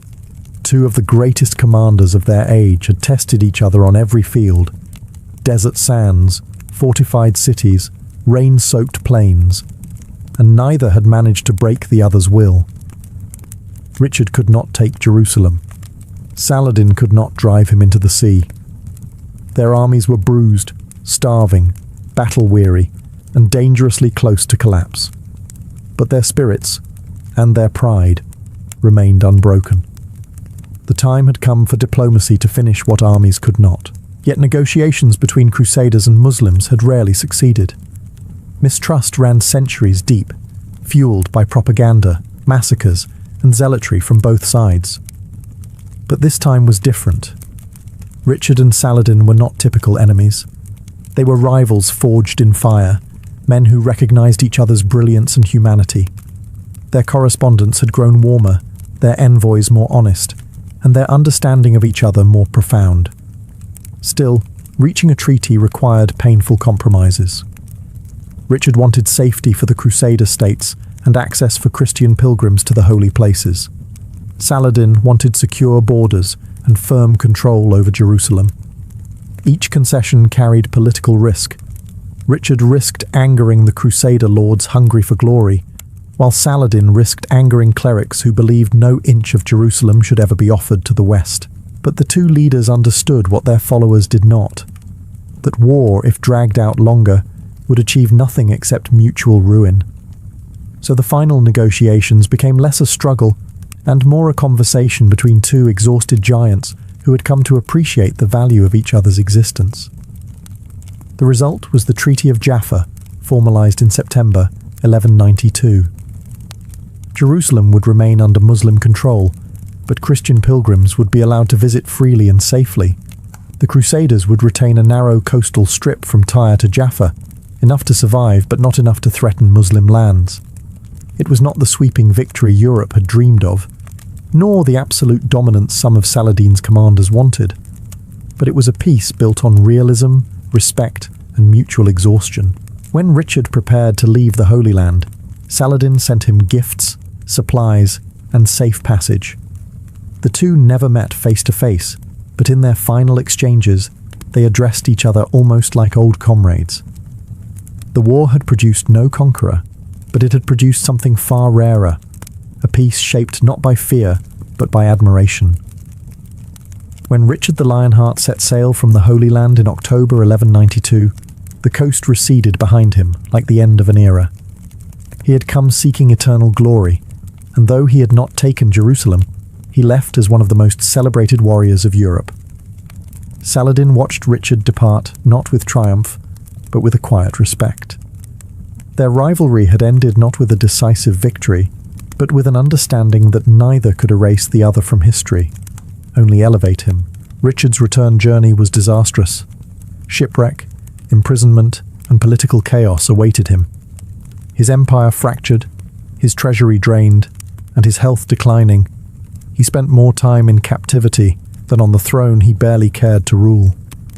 He died in 1199 from a wound sustained during a minor siege, an ending surprisingly quiet for a man known for larger-than-life heroics. Yet his legend endured. In Europe, troubadours sang of the Lionheart who fought like a storm, who challenged Saladin, who carved his name into the memory of two worlds. Saladin's final years were equally humble. Despite ruling an empire larger than any seen in the region since the early caliphs, he lived simply, giving away vast portions of his wealth to charity. When he died in 1193, just months after Richard's departure, he was so generous that there was barely enough money left to cover his funeral. His soldiers carried his sword before the procession, while a herald shouted to the streets of Damascus, "Here is Saladin, conqueror of kingdoms, who leaves this world with nothing but faith." What binds Richard and Saladin together is not the war they fought, but the way they fought it. Both men lived in an age of brutality, yet they forged a rivalry built on admiration rather than hatred. Their letters spoke more sincerely than any Crusader chronicle. Their gestures, the gift of a horse, the return of hostages, the exchange of doctors, revealed a humanity that defied the fanaticism of the era. History remembers them not merely as enemies, but as reflections of each other. Richard, the fiery knight who embodied courage. Saladin, the patient ruler who embodied justice.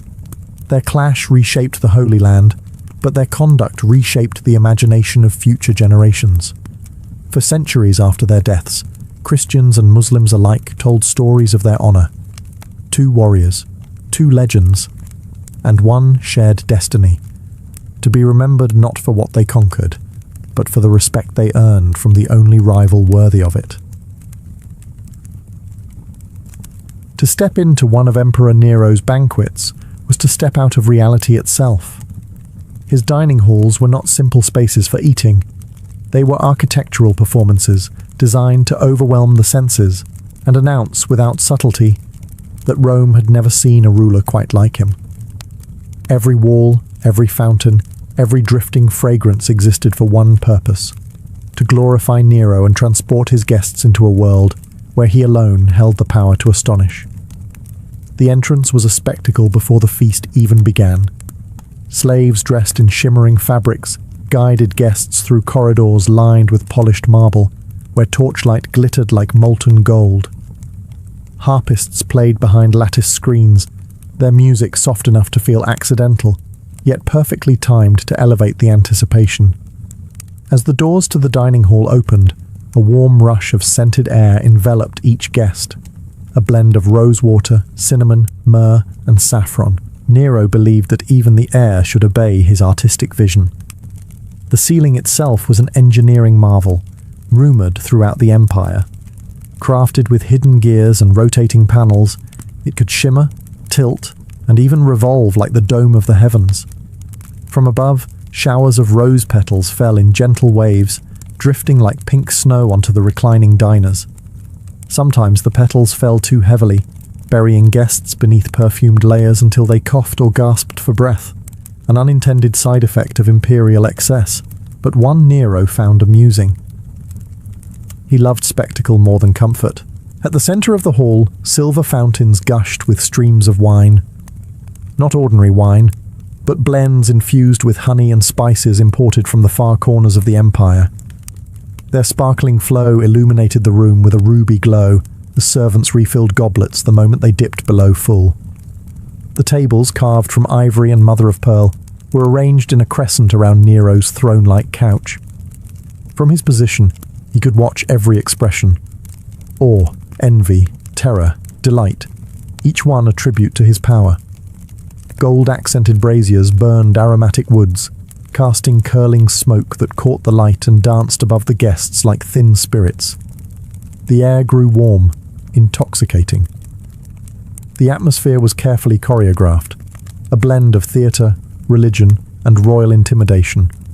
Nero wanted his banquets to feel like divine events, not mortal gatherings. By the time guests settled onto their couches, they already understood the message.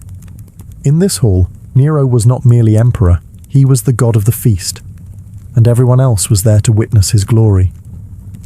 If Nero's banqueting halls were temples of spectacle, his guests were the unwilling worshippers, participants in a ritual where admiration was mandatory and fear was unavoidable.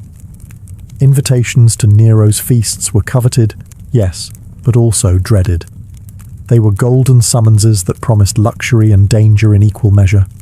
Senators, generals, wealthy matrons, poets, provincial governors, all reclined on couches embroidered with purple thread, knowing that each toast, each laugh, each glance might be interpreted as loyalty or treason, depending entirely on Nero's mood.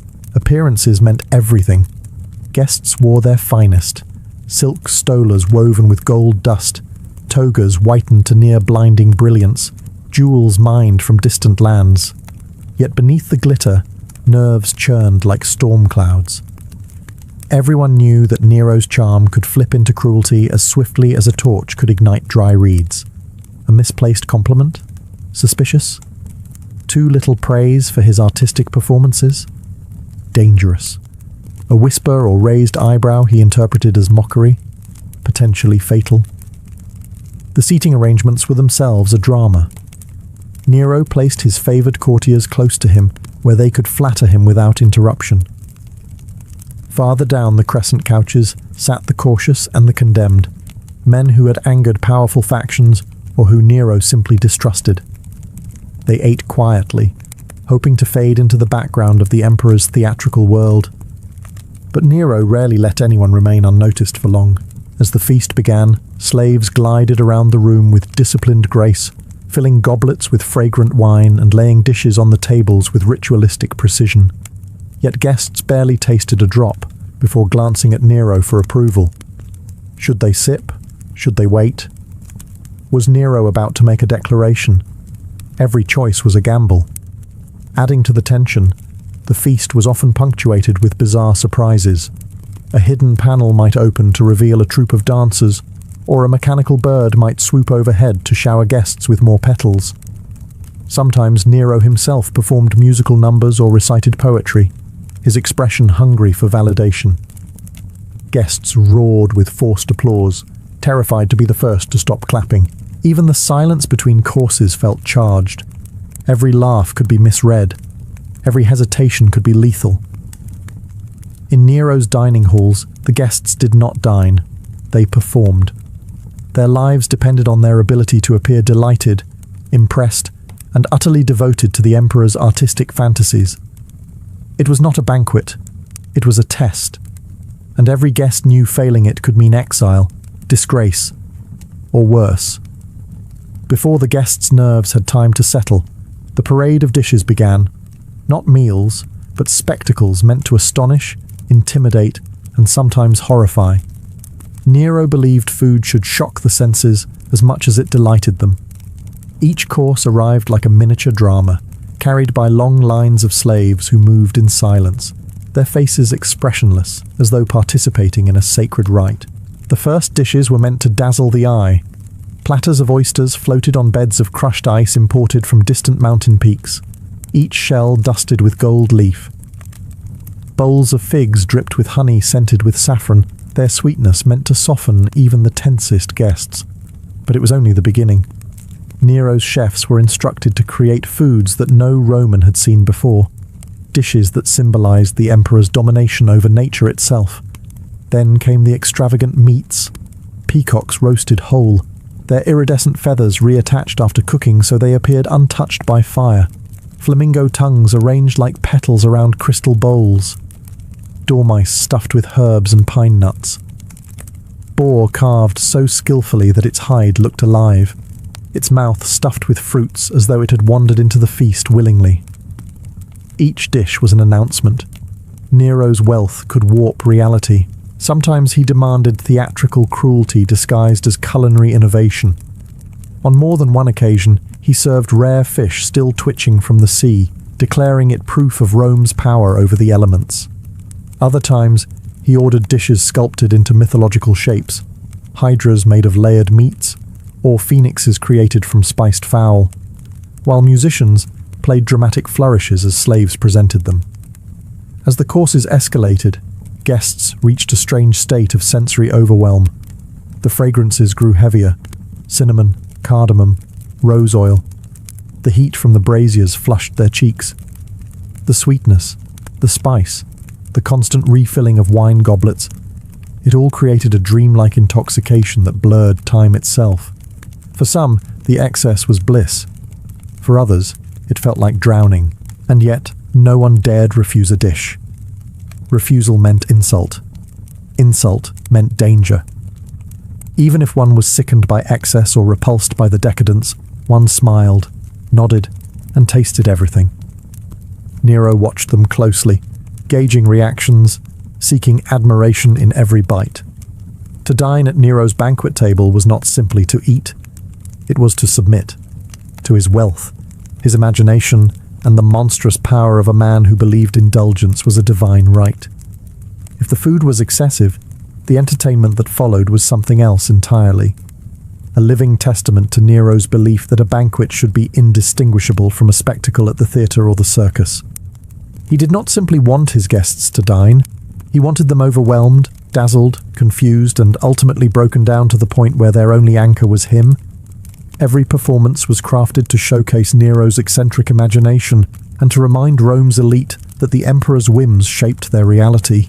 The night often began with dancers carrying lanterns shaped like mythical creatures, their movements choreographed to mimic gods descending from Olympus.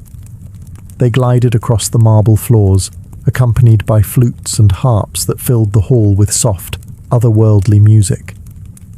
But beneath the beauty lurked something unsettling. The dancers' faces were painted in serene smiles, but their eyes were empty, slaves chosen specifically for their ability to perform without emotion. Then came the actors.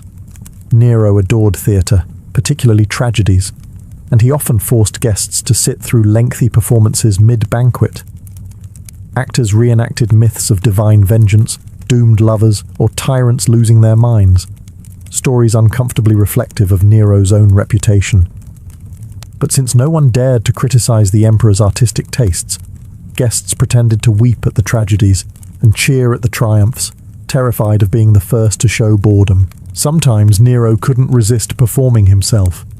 He entered the hall wearing shimmering robes, his face powdered, and made up like a stage god, and took center stage as if the entire feast existed solely to spotlight him. He sang long, elaborate arias while musicians struggled to match his wild shifts in tempo.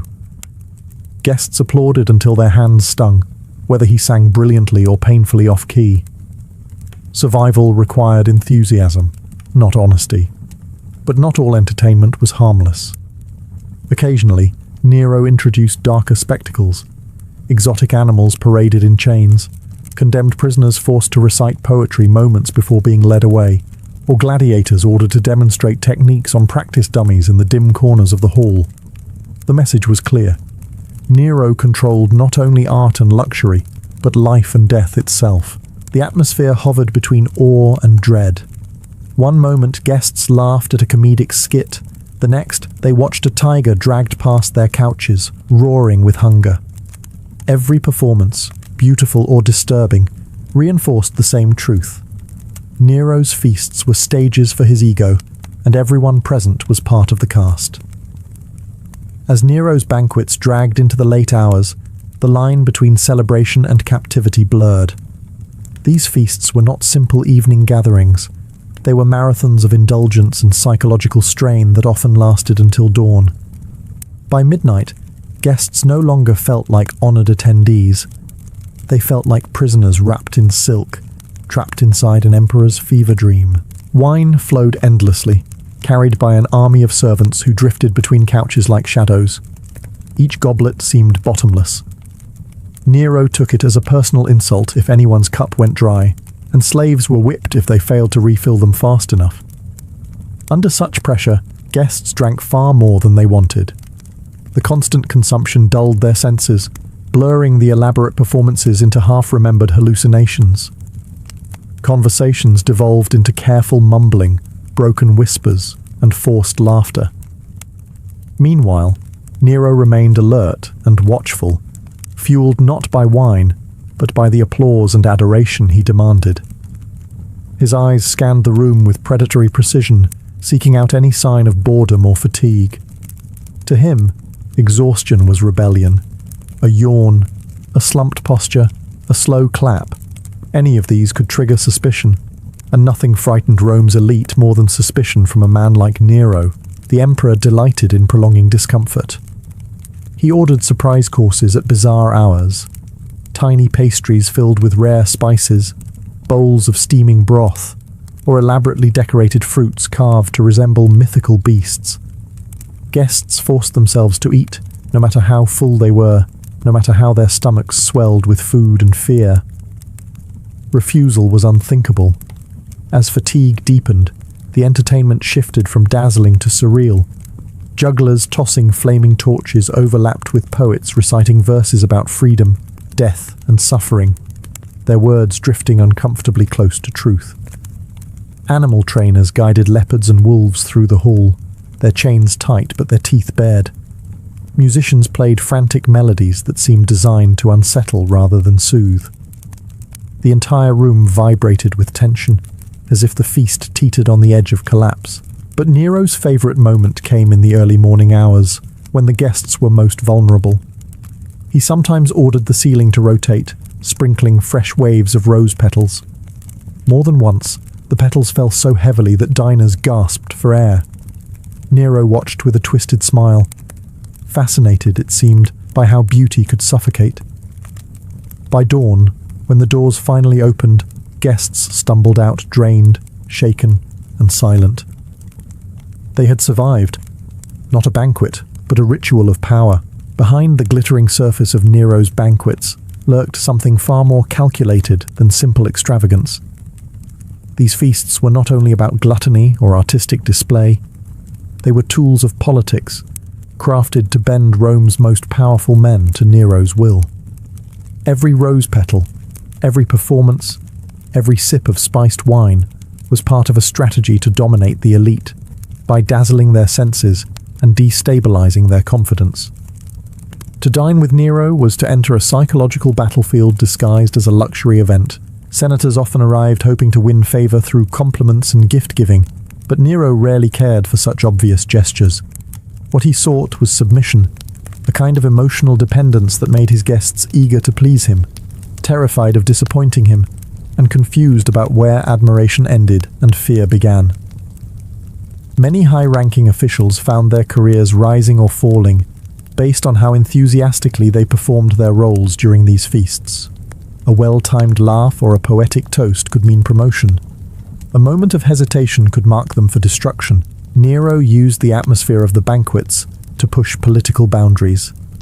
He introduced controversial ideas, new taxes, artistic projects, punishments for rivals, while his guests were intoxicated, exhausted, and surrounded by spectacle.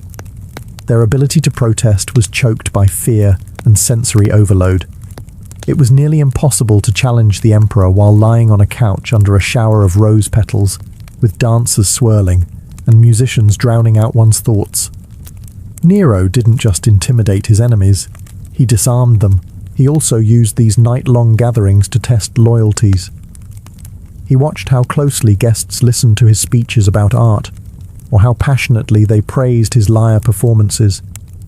He noted who whispered to whom during the feast, who avoided eye contact, who appeared uncomfortable when he recited poetry about betrayal or revenge. Sometimes he planted actors among the guests, disguised as aristocrats, tasked with initiating conversations and reporting back to him afterward. A banquet could also be a prelude to humiliation. Nero occasionally called out a senator to perform on the spot, to dance, to sing, to debate philosophy, knowing full well that such demands stripped away dignity. The audience trapped in their couches had no choice but to cheer. The chosen victim had no choice but to obey. Nero's laughter afterward often decided their political fate.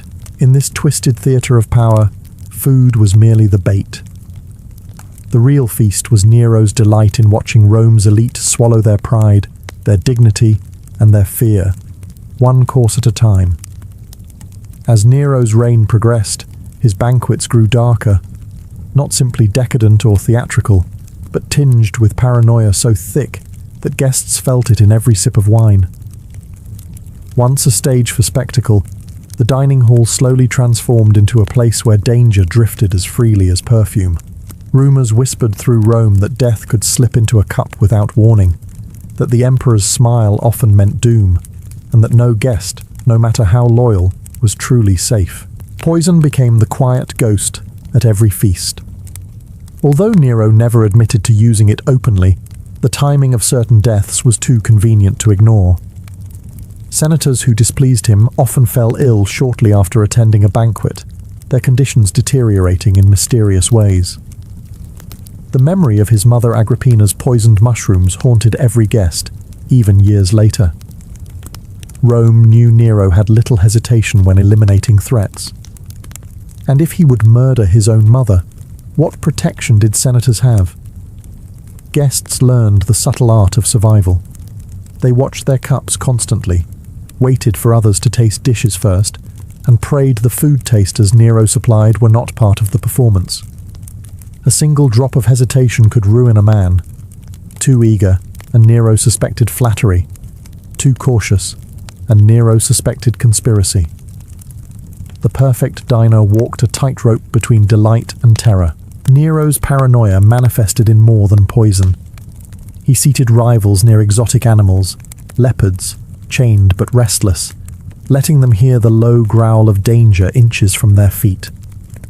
He introduced games meant to test their courage or obedience, demanding spontaneous recitations or confessions disguised as parlor entertainment. Slaves who served the meals sometimes vanished after a banquet, never seen again, leaving guests uneasy about what secrets they might have overheard. And then there were Nero's violent moods.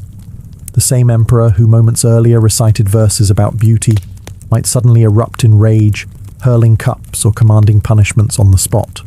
Guests tensed at every shift in his tone, measuring their responses with desperate precision. Some feasts ended in death directly.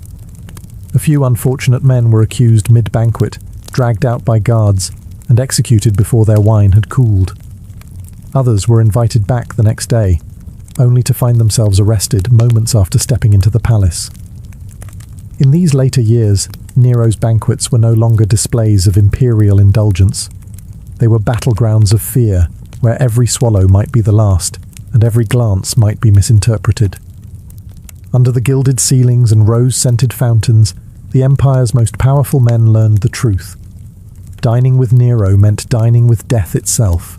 As Nero's reign spiraled deeper into chaos, his banquets grew even more grotesquely extravagant, like desperate attempts to drown the empire's suffering beneath waves of wine, petals, and illusions. While Rome groaned under heavy taxes, corrupt officials, and political instability, Nero seemed determined to prove that his world still shimmered with divine splendor. The greater the crisis outside the palace walls, the more lavish his feasts became. Nowhere was this contrast more disturbing than during the aftermath of the Great Fire of Rome. While entire districts lay in ash, citizens slept under makeshift tents, and families searched for missing loved ones, Nero hosted banquets that defied all sense of empathy. He invited senators and aristocrats into newly restored halls draped in gems and fabrics imported from the east, a cruel reminder that his palace had survived untouched while the city burned. Rumors spread that Nero had performed on his lyre as the flames consumed Rome. Whether true or not, the symbolism clung to him like smoke. His feasts after the fire only fueled suspicion. Instead of cancelling celebrations, he intensified them. He introduced new decorations mimicking the colours of fire, golds, reds, and deep oranges that flickered in lamplight. Some guests whispered nervously that the emperor was mocking the tragedy.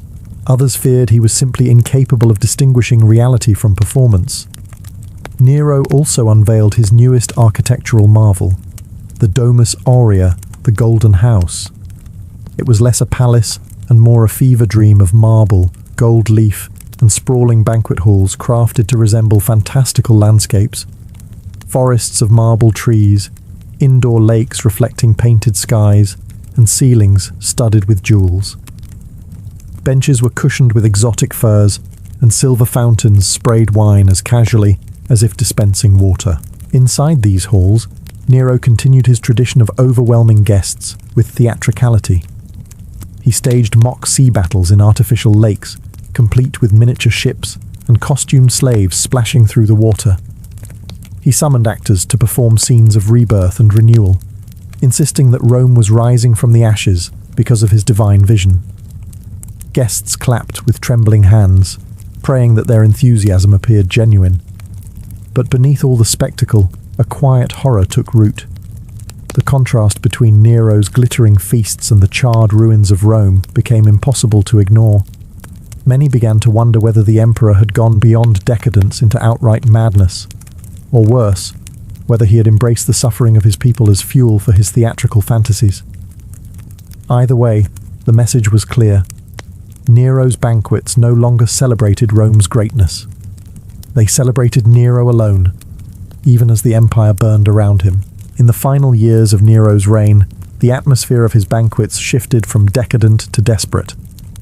The emperor who once reveled in orchestrated miracles of light, scent, and music had become a man at war with shadows.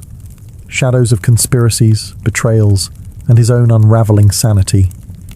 The feasts continued, but they were no longer celebrations of imperial glory. They were frantic attempts to cling to control, to drown the truth of his failing rule beneath rivers of wine and thunderous applause. His last great banquet was remembered not for its splendor, but for the unmistakable sense that something was coming undone. The dining hall, though as magnificent as ever, held a strange heaviness. Even the rose petals drifting from the ceiling seemed to fall slower, as if weighed down by the tension in the air. Guests reclined in their jeweled couches with stiff smiles, careful not to let their eyes betray the terror rising across the empire, rebellions in the provinces, mutiny in the legions, whispers of senators plotting in dark corners of Rome. Nero tried to distract them with extravagance. He summoned musicians, dancers, and poets, demanding they perform with manic intensity. He sang himself, his voice trembling not with passion, but with the strain of a man trying too hard to convince the world, and himself, that he still commanded its devotion. Sweat glistened on his brow beneath the glow of thousands of lamps. His laughter came too loudly, his gestures too sharply.